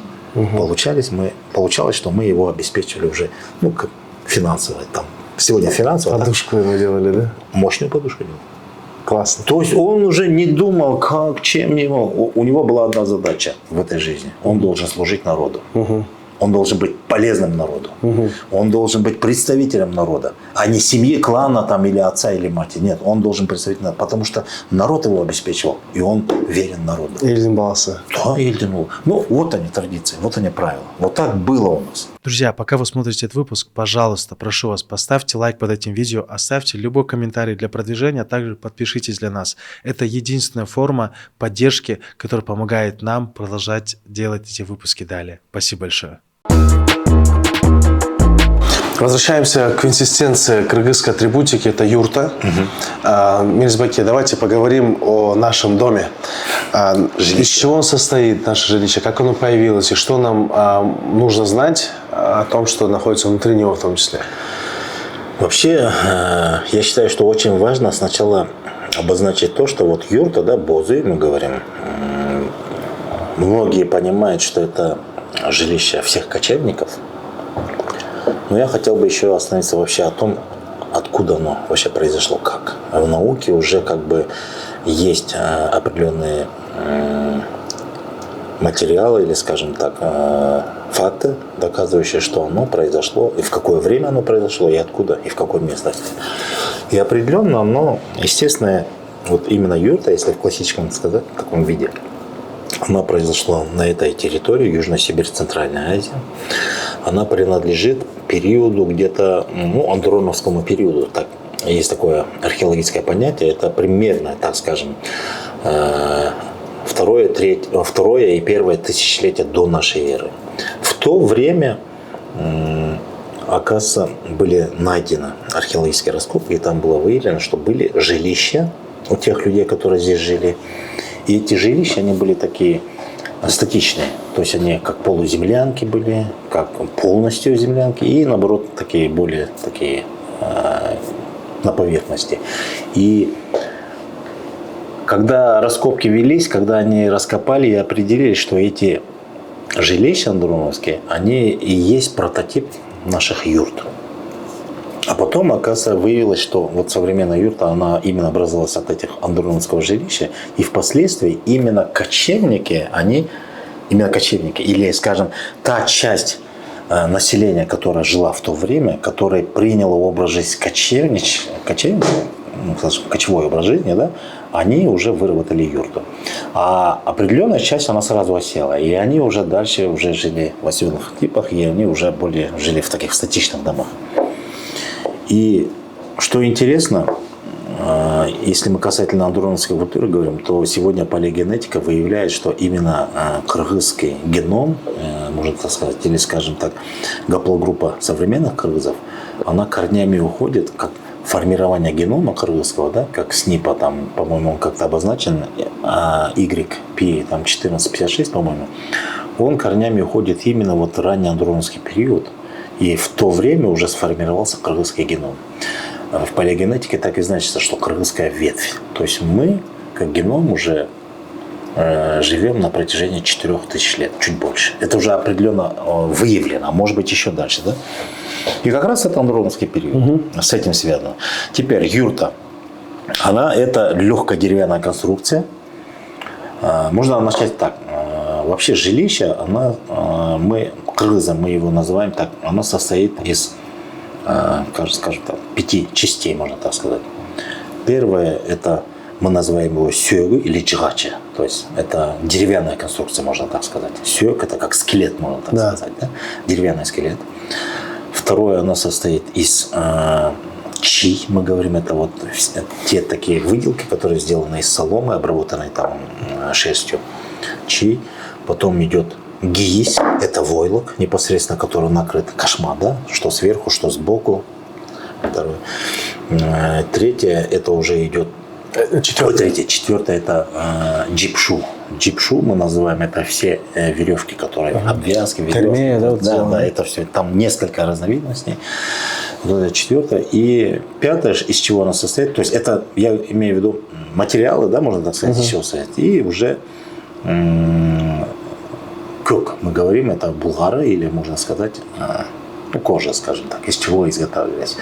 Это вот, допустим, вместо гвоздей, там ни одного гвоздя, ни одного металла, вместо гвоздей мы используем именно вот эту сушеную, можно так сказать, кожу, да, определенной выделки. И из нее там, допустим, если конструкция деревянная, перекрещивание делаем, просверлили и провели вот эту кожаную веревочку, скажем так, с двух сторон ее обвязали, там эти узелки сделали, и она уже все выполняет свою функцию определенную. И вот из этих состоит частей, как бы в общем. И когда мы устанавливаем, есть определенный порядок установки и разбирания тоже определенный порядок есть. Я сейчас в деталях не буду говорить. В общем, скажем, если будем разбирать деревянный скелет, да, из чего состоит, то оно тоже состоит из нескольких частей. Первое, это мы говорим босоватая, то есть это дверной проем считается. Сама дверь, вот эта вот, которая, она появилась в позднее время, раньше не было. Был просто проем, мы его называем босоватая, это вот дверной проем, это деревянная конструкция первая. Сначала ее устанавливают, потом к ней привязывают или, привязывают, скажем, прикрепляют уже, мы называем кереге или канат. Это, то есть, стенки, скажем, которые сделаны решетчатые, и вот как гармошка она растягивается и сжимается и разжимается, да, в таком виде. И они друг к другу крепятся, и то есть образуем сначала стену, условно скажем, стену, в которой еще есть дверной проем. И вот целая, когда стена образуется, определенно там есть размеры, потом мы поднимаем тюндюк уже, тюндюк поднимаем и прикрепляем тюндюк к этой стене кереге. И вот эта составляющая называется ук. Ук — это такая прямая палочка. Вначале она остренько заостренная, потому что в тюндюк должна втыкаться, а внизу она немного согнута, вогнута во внутреннюю часть. И к этой кереге мы определенным узлом это все привязываем. И деревянная конструкция, когда она полностью устанавливается, она практически такая уже как бы целостная становится. Специально есть подвязки, джельбок мы называем, мы ее привязываем определенным, колотим там, как это правильно сказать, или специальный казык вбиваем, или по бокам к самой юрте мы обвязываем эти две веревочки джельбо, это с тюндюка. Тем самым мы тюндюк придавливаем к земле и привязываем, или либо к нижней части юрты, и эта конструкция, она уже все устойчиво на нет, и сейсмически, и ветрам, и все. И если даже со стороны какой-то большая скотина, если будет даже ее там, я не знаю, там бить, колотиться или что, она будет все равно стойкая.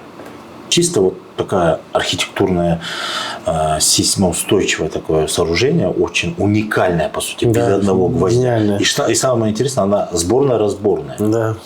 Первое. Потом по очереди, что мы ее вокруг стенки кереге мы ее обшиваем чи. Это вот специально определенного роста сделанной соломы в один ряд между собой вот так, как ткань, да, ее плетут специально, еще обвязанные войлоком, для того, чтобы еще и тепло она держала. Это стенка.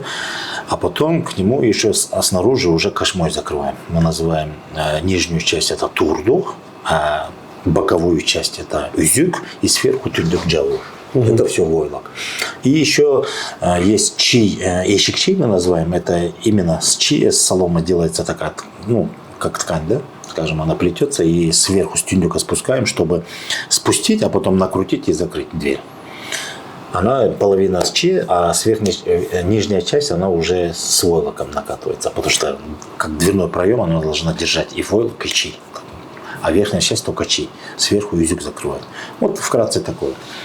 Еще, что интересно, в кыргызском понимании внутреннее, скажем уже, ну, внутреннее, если мы заходим в юрту, то расположение внутренности есть определенный порядок. И название даже этих мест. Допустим, когда мы стоим у порога, мы называем это место улага. В самом центре мы называем эту местность куломто. Там в основном очаг, мы там костер жжем, там варится там мясо, там, ну, пищу приготавливают и обогревает всю юрту, это куломто. Напротив куломто, если от двери смотреть, это тёр, самое почетное место. С правой стороны, если мы от двери смотрим, то мы называем эту местность эпчтарап. То есть это, ну, можно так сказать, кухня или территория, женская территория, можно сказать. Левая сторона относительно двери, мы ее называем эртарап, или территория, мужская территория, скажем, мужчины. И в этой, вот, это же один большой круг, одно помещение.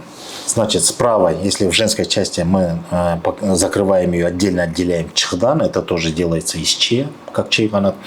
И она специально вот отводится такая, ну, место, ее закрываем этим чием, а внутри у нас в основном это вся кухонная утварь. Там это посуда, это продукты, там, и так далее, и так далее. Все, что касается кухни, женской части, оно все этим покрывается, и тем самым мы кухню как-то огораживаем. С левой стороны как раз-таки эртарап мы называем, где мужская территория. Там в основном это, скажем, эртохом, то есть все убранство, да, которое нужно там оседлать лошадь, да, ну, седло, там и все со всеми причиндалами, скажем, там. Потом помимо этого все, там, скажем, оружие, там, если копья или кылыч, ну, там, мечи, там, щиты, все оно с этой стороны. И даже вот камчи, оно все вешается с этой стороны. Почему? Потому что как захочешь, ты все это здесь оставляешь и заходишь дальше. По бокам еще в основном устанавливают специальные такие отвесные такие, как называют по-крымски, сейчас не могу вспомнить дословно, отвесные такие вещички, и там туда мы вещи, ну, можно сказать, типа шифоньера, да, там свои вещи мы там укладываем, там головные уборы и так далее, и так далее. То есть они не видны, они отвисают вот материалом, а с той стороны мы туда кладем, упорядочиваем, и оно как бы не мешает.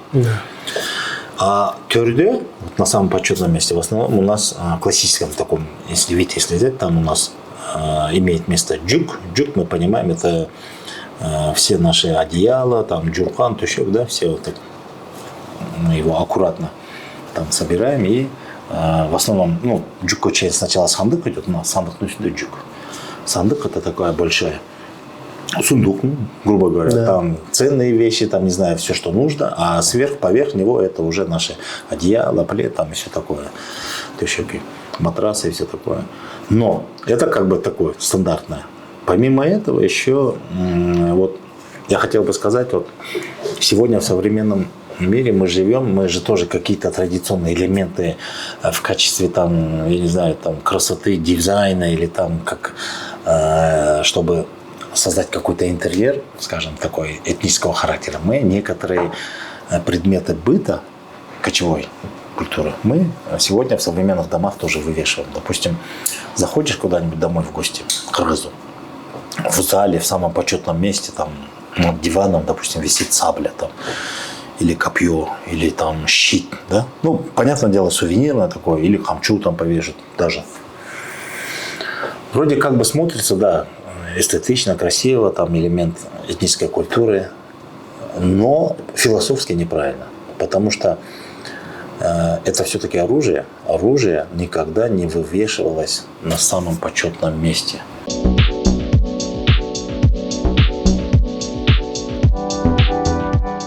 Друзья, этот выпуск с Мелисом Байке мы снимаем в шоуруме «Курчак». Подробнее о нем я расскажу в конце этого подкаста, но на данный момент хочу упомянуть, что этот бренд был создан для того, чтобы возрождать кыргызский стиль и продвигать кыргызские ремесла. Шоурум находится в доме художника на пересечении бульвара Эркиндик и проспекта Чуй, во дворе этого исторического здания. Создавали мы его полгода. Ранее говорил, что делали его вместе с Elements Group. И сейчас я хочу вам порекомендовать те компании, которые добросовестно выполняют свои услуги, а также особенные своими качественными товарами. Для тех, кто делает ремонт, эта тема знакомая, поэтому хочу поблагодарить компанию Тубадзин, потому что мы использовали именно их керамику для того, чтобы сделать вот такой мозаичный наш пол в шоуруме.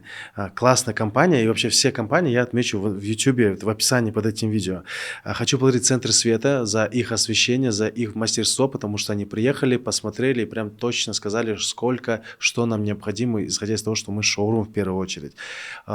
Почти все у нас было отечественное внутри шоурума, даже краска, который мы использовали, производится в Кыргызстане. Рекомендую компанию Мастер Краска. Также стол, за которым мы сидим с Мелисом Байке, это полностью авторская ручная работа. И за эту работу взялась компания Медина Касса, которая выполнила эту задачу на все 100%.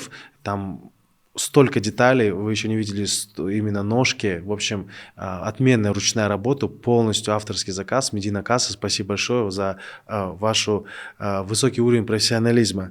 Также противопожарную систему, звуковую систему, в целом охрану установила компания Bishkek Technics. Ребята тоже суперпрофессиональные, приехали в начале, замерили, приехали после, все установили, все классно работает, Bishkek Technics, всем рекомендую.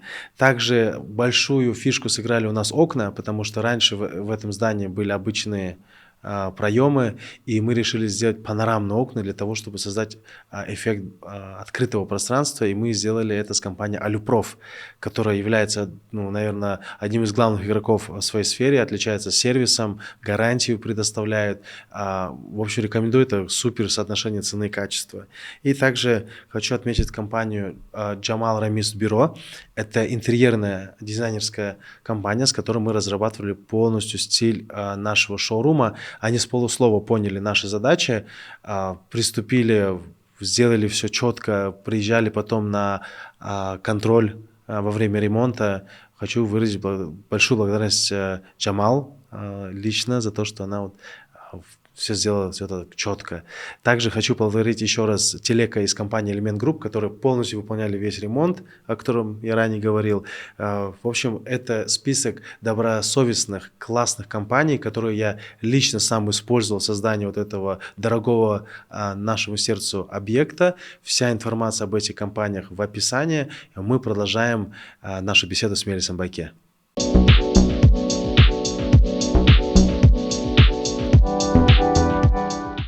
То есть это не предмет роскоши или не предмет твоего достижения, чтобы хвастаться, вот у меня есть.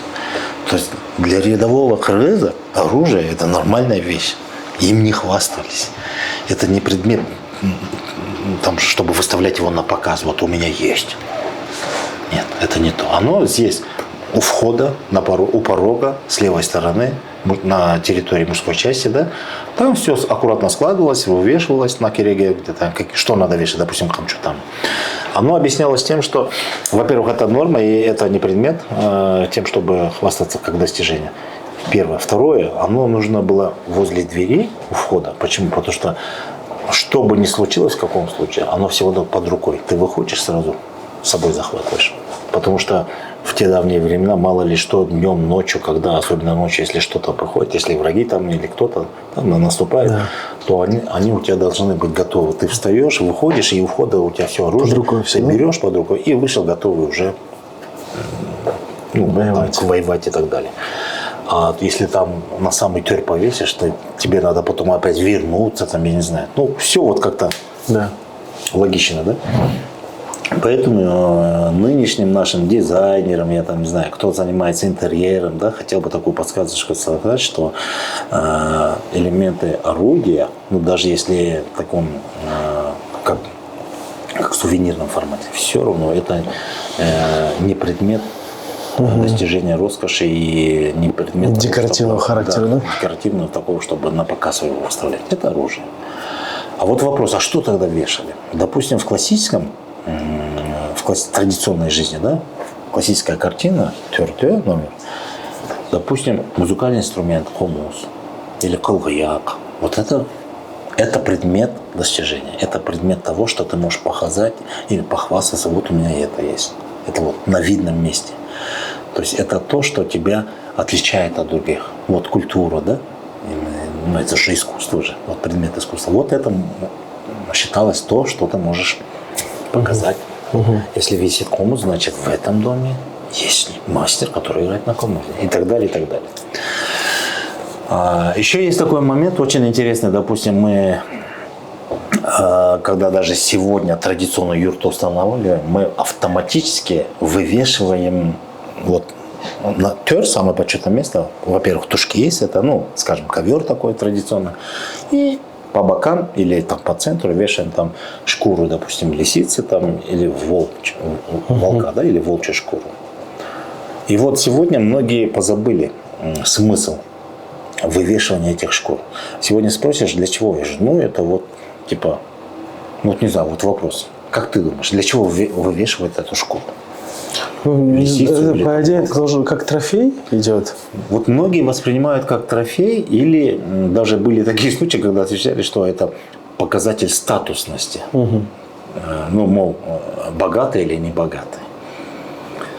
Для меня это как бы, ну, человек, который много лет занимается и изучает, каждый раз я уже погружаюсь в этот мир кыргызский, я прям поражаюсь тем, что наши предки настолько были, ну, во-первых, мудрыми, во-вторых, вот это понятие социального статуса, богатый или бедный, его не могло быть. Потому что кочевая цивилизация, она не могла вообще такого породить. Там принцип равенства социального, это было на первом месте. Я понимаю, были там воеводы, там кланы, правители, да, но оно не отличало от рядовых. На эту тему отдельно можно поговорить.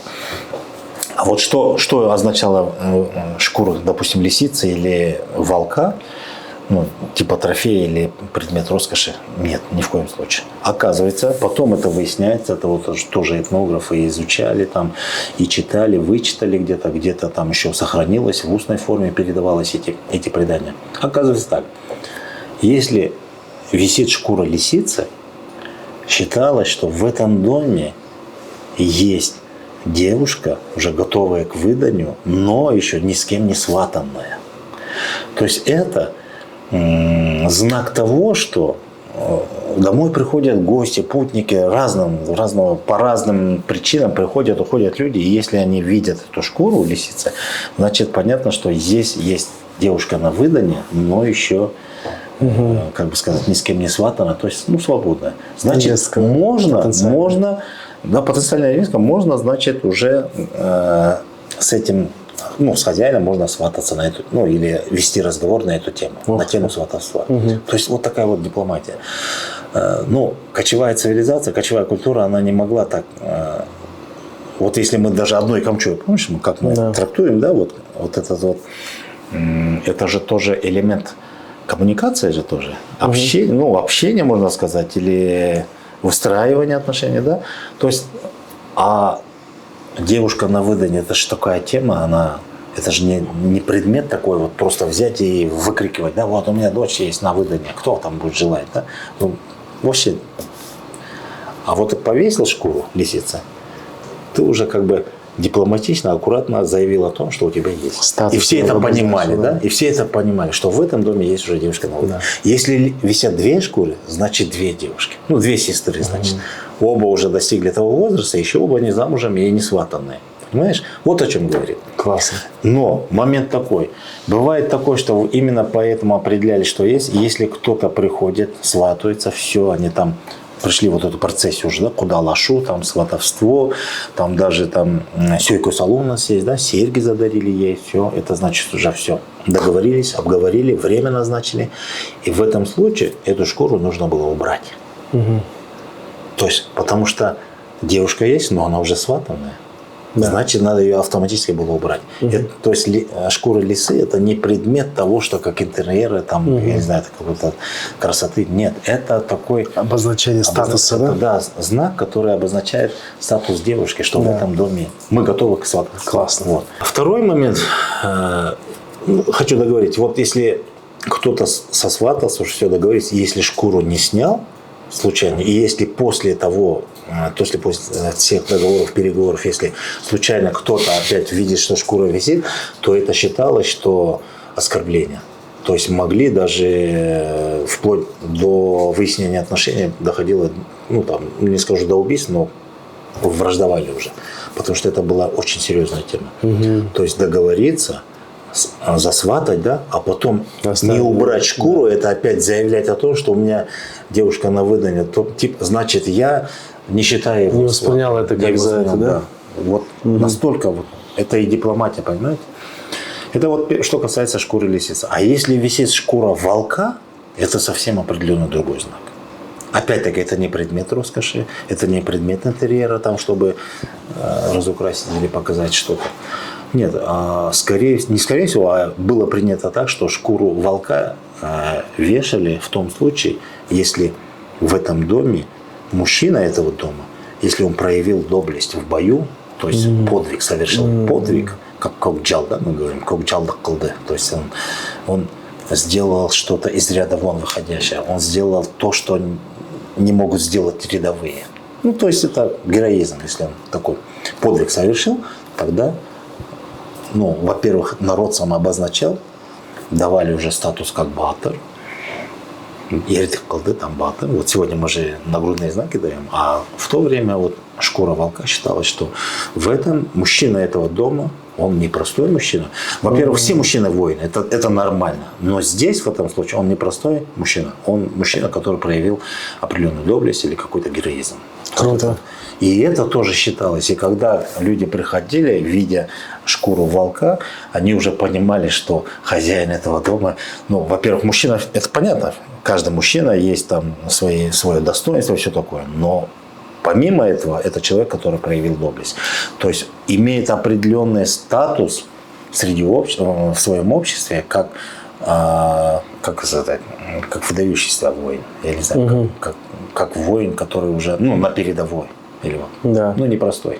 А в Мирзбеке вы узнавали, какие-то еще животные, шкуры животных играют какую-то роль помимо этих двух? Были ли? Возможно. Я вот эту тему особо так углубленно сам не изучал. Вероятно, просто что когда сталкиваешься с определенной какой-то информацией, да, и вот то, что мне интересно, сразу в душу падает, да, я сразу для себя помечаю так. А вот определенно специально и вот какую-то тематику, именно в этой теме я вот для себя не изучал. Но понятно, что очень много информации мы забыли. Вот, к примеру, вообще, может быть, не относится. Я тоже где-то услышал, вычитал, я уже не помню. Для меня это было тоже такое удивление. Почему мы называем свою копейку таин? Вот ты знаешь? Таин, это же, я, наверное, знаю, не догадаюсь, это связано с торговлей. У нас раньше пушнина же была на севере, одна из главных драгоценностей. И, наверное, в то время, когда мы на Алтае продавали эту пушнину туда, в разные караванные пути, использовалась эта шкура как обменная валюта. Какая шкура? Ну, вот либо соболя, либо пушнина, ну, там же есть несколько разновидностей, горностай, соболь. Вот как бы смысл понимаешь, но четко не можешь обозначить. Ну, тыин чишхан только знаю. Не, вот как раз таки тыин – это есть белка. Мы потом ему прибавили слово чишхан. По сути, это тыин. И единицей измерения ценности шкуры, да, все мерилось относительно же. Допустим, шкуру там той же соболи или шкуру медведя, ну, к примеру, или шкуру барса. Во что оценивать, ну, можно говорить, ну, это примерно там джустыин. Это как 100 белок. Это как 2 белки. Это как 3. Белковый стандарт. Белковый стандарт. Самая минимальная шкура пушнина, это была белка. Самый минимум. Минимальная, да. И все относительно. И так мы мерили. Бештейн, онтейн, джустейн. То есть оно как единица измерения было. Тыин – это пушнина белки. Да. А потом, впоследствии, мы, чтобы ее вообще не перепутать, мы еще и обозначили тыин чичкан. На самом деле тыина было достаточно. Это белка. Да. Это самая мелкая, но дорогая пушнина. Она дорогая. Она очень дорогая нежная, дорогая, но но самая мелкая. Да. И вот это как единица измерения. И вот так вот пошло потом, когда мы уже в оборот приняли реальные деньги, тогда мы его обозначили автоматически, просто то мерило, чем у нас было, мы его обозначили тыин. И когда тыин уже понималось как деньга, да, ну скажем, потом мы ее, это животное добавили еще чичканом, чтобы не запутаться, тыин чичкан. Вот такая вот интересная история. Да. То есть пушнин, ну, для скотоводов это было нормально. Основной, как бы сказать, товар, ну, я не скажу, что они производили, но это вот основной товар, который они использовали В торговле. это была пушнина, да. Вот, я думаю, что сейчас идет переосмысление вот таких вещей. Обратно же сом, это обозначалось во время средних веков определенный слиток серебра, назывался сомом, которые использовали для обратно же торговли и так далее. То есть, с одной стороны, у нас есть такой уже период поздний, да, сом, Да. а тыин еще относится Еще к тем дальше, временам, да, самым древним древним, временам, да. которые мы делали. У нас есть несколько вопросов из интернета, которые я написал перед нашей беседой, Интересно. которые я бы хотел... Уже поступили, да, вопросы? Да, уже поступили. Поэтому давайте, если вы не против, да, тогда зададим, да?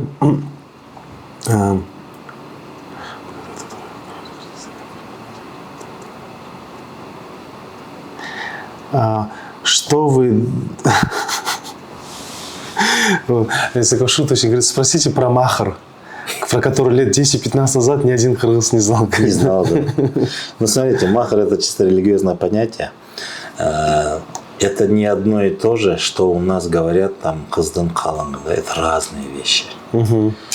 Некоторые путают. Некоторые прям специально вводят в заблуждение, типа, ну это тоже калым же, ну что такое там, махар то же самое. Нет, это разные вещи. Смотрите, я философски хочу объяснить. Махар, тем самым он неприемлем кыргызам. Почему? Потому что в корне махра лежит понятие, ну можно сказать, финансовая подушка независимости при случае развода или смерти мужа, да, для женщины. Лично ее. Да. Для нее, для невесты, да.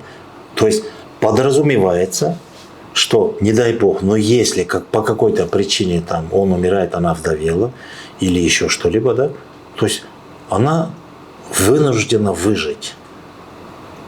То есть она на кого больше не опирается, кроме мужа. А в кыргызском обществе это как может восприниматься? Если, ну, женщина вдовела, никогда ее просто так не оставляли, а там что хочет, то и делать. Нет.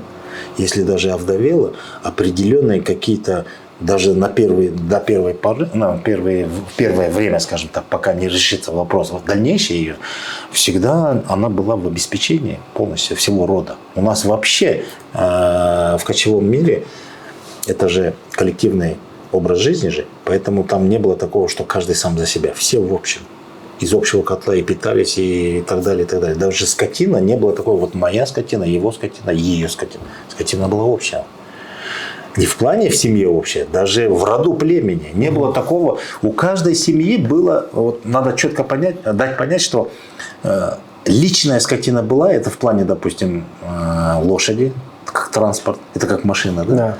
А как предмет, я не знаю, как это правильно сказать, как капитал, он не был такой личный, вот в семье мой капитал столько, а у той семьи больше, у моей нет, это было в роду все вместе.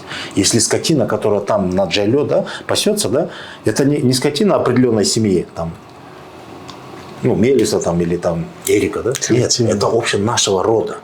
И по нужде мы распределяли. А личная скотина была уже в пользовании, допустим, корова, которую доим, у каждой своя, да. По нужде. Если в семье много детей, ну тогда 2 коровы доишь. Если там детей мало, тебе хватает одна, то ты одну доишь. Остальное все в общем пользовании. То есть такое распределение было рациональное. И девушка, если оставалась там вдовой, ну не девушка, а женщина, да, то в кыргызском обществе не было так, чтобы она оставалась без присмотра и все, она выживала сама. Нет, не было такого. Были очень много случаев, когда вот оставались такие беспомощные или бездетные, да, тогда бий этого рода, он нес полную ответственность за то, что она без присмотра осталась. Да. И это был наказ со стороны вышестоящих биев. То есть бий там, допустим, племени мог наказ дать бию рода или подрода за то, что он в его роде или подроде, да, там кто-то беспризорный остался. Это была страшная вещь. И это все вот социальное равенство, я говорю, на первом месте было. И нужды махра вообще в нашем обществе не было.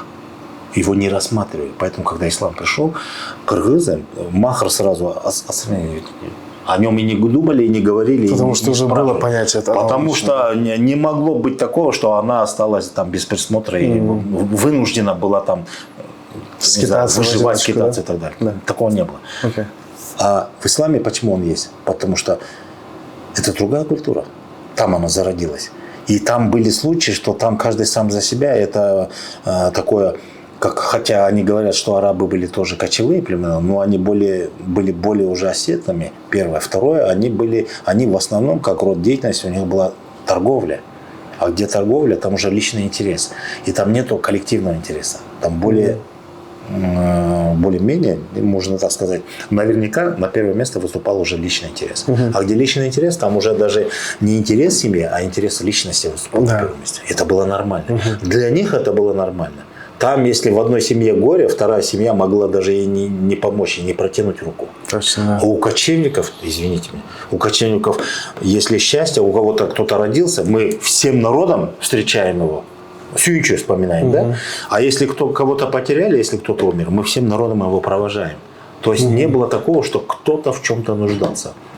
Кстати, об этом еще очень четко подметил в своем произведении Низами Ганджеви. В произведении Искандер-Наме, когда он описывает, что греки пришли и повидались, пообщались с кыргызами, они были удивлены.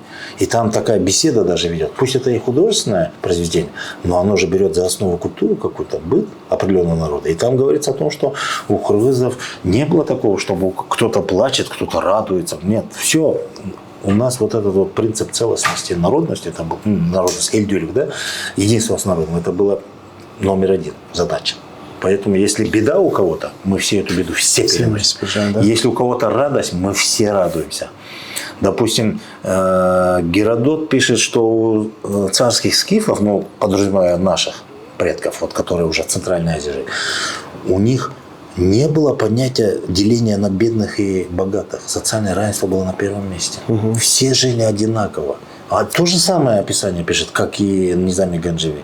Он даже пишет там, что они живут в легких деревянных домах, накрытые кошмой, вплоть до этого. Основной вид деятельности – это скотоводство, пьют там кобылье молоко. Вот такие вещи элементарные пишут. То есть, понятное дело, что все о кочевниках говорят. И поэтому просто ответ, не было нужды. Получен, да. Не было нужды махра. Да. А сегодня, почему это актуализировалось? Потому что сегодня кыргызы уже, мы уже не те кочевники, потому что нету того принципа целостности или единства с народом. Поэтому сейчас у кого что, каждый сам за себя. Вот поэтому сейчас уже есть нужда Если девушка остается там, я не знаю, даже если она разведена и с детьми, муж не смотрит, у нас же и таких полно же, тогда нужно вынуждена выживать. Да. В этом случае возможно, но я не сторонник этой темы вообще. Если мы восстановим свою исконную кыргызскую культуру, этот вопрос автоматически будет решаться. Мирзбеке, я хотел теперь поговорить, прежде чем мы перейдем к теме Дастурхона.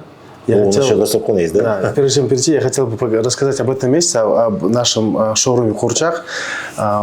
Мы столкнулись с такой проблемой, что сейчас концепция Устат Шакирт утрачена. То есть раньше в каждом аиле каждый мастер имел подмастерье и учили вышивать, кузнечному делу, по коже работать. Это в каждом доме было? В каждом доме было. А сейчас в 21 веке мы спросишь у любой девушки, ровесницы или помладше, они не умеют ни вышивать, ни делать, потому что другое время, понятно, другие интересы, много возможностей другого характера. Но это на самом деле большое наследие, которое в Центральной Азии у кыргызов, слава богу, сохранилось, там, в отличие от Казахстана, где большая сырьевая экономика в 90-е годы полностью позволила людям выжить благодаря ней. У нас же не было никаких сырьевых там возможностей, поэтому выживали за счет того, что дома вышивали, из кииза что-то делали, продавали.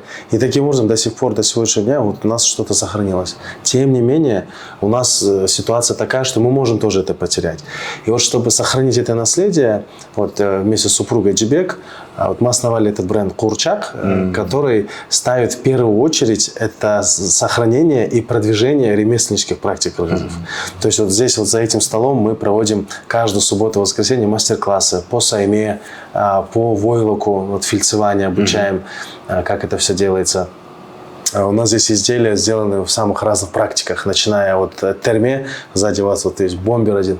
Я, наверное, покажу вам этот бомбер.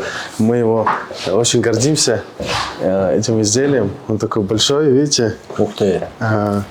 Вот такой вот. Он еще и плотный. Он плотный, увесистый.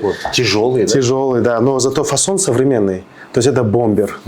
То, что сегодня достаточно популярно среди артистов, среди разных музыкантов.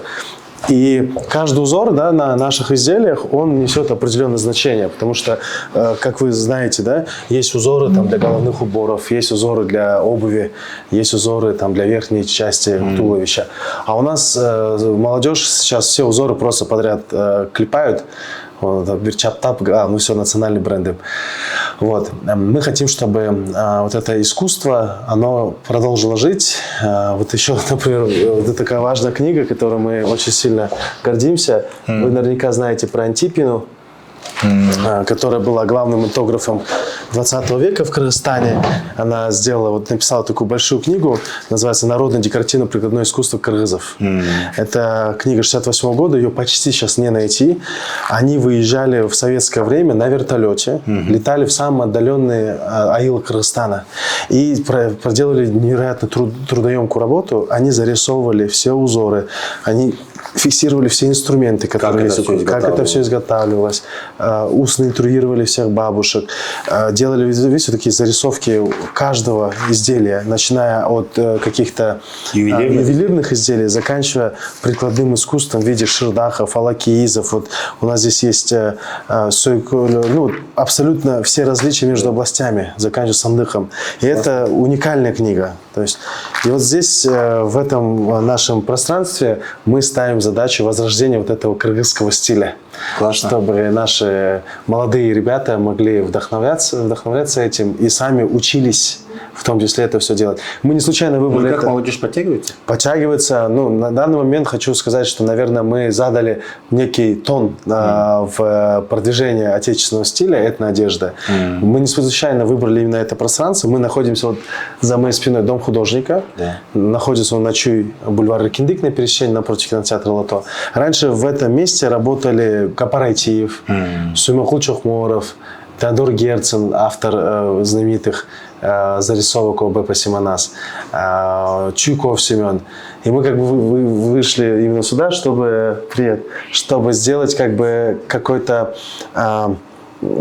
посыл, что вот мы на месте этих великих людей продолжаем творить свое искусство, но уже в современной какой-то интерпретации. Вот. И здесь абсолютно каждый участок имеет определенное значение. Поэтому чуть позже я для наших зрителей тоже хочу донести эту идею, что если вы хотите продвигать кыргызское наследие, если вам интересно наш собственный стиль, кыргызский традиционный стиль, то приглашаю всех к нам в гости. Приходите, подписывайтесь на нашу страничку в Instagram. А чуть попозже я расскажу об особенностях создания этого пространства, которое было создано с целью вдохновить зрителей, молодежь и гостей, иностранцев в столице на то, чтобы продвигать наше отечественное наследие. Ну давай на этой прекрасной ноте, да. Спасибо за беседу. Я предлагаю нашим зрителям писать в комментариях, о чем вы бы хотели узнать в следующей встрече.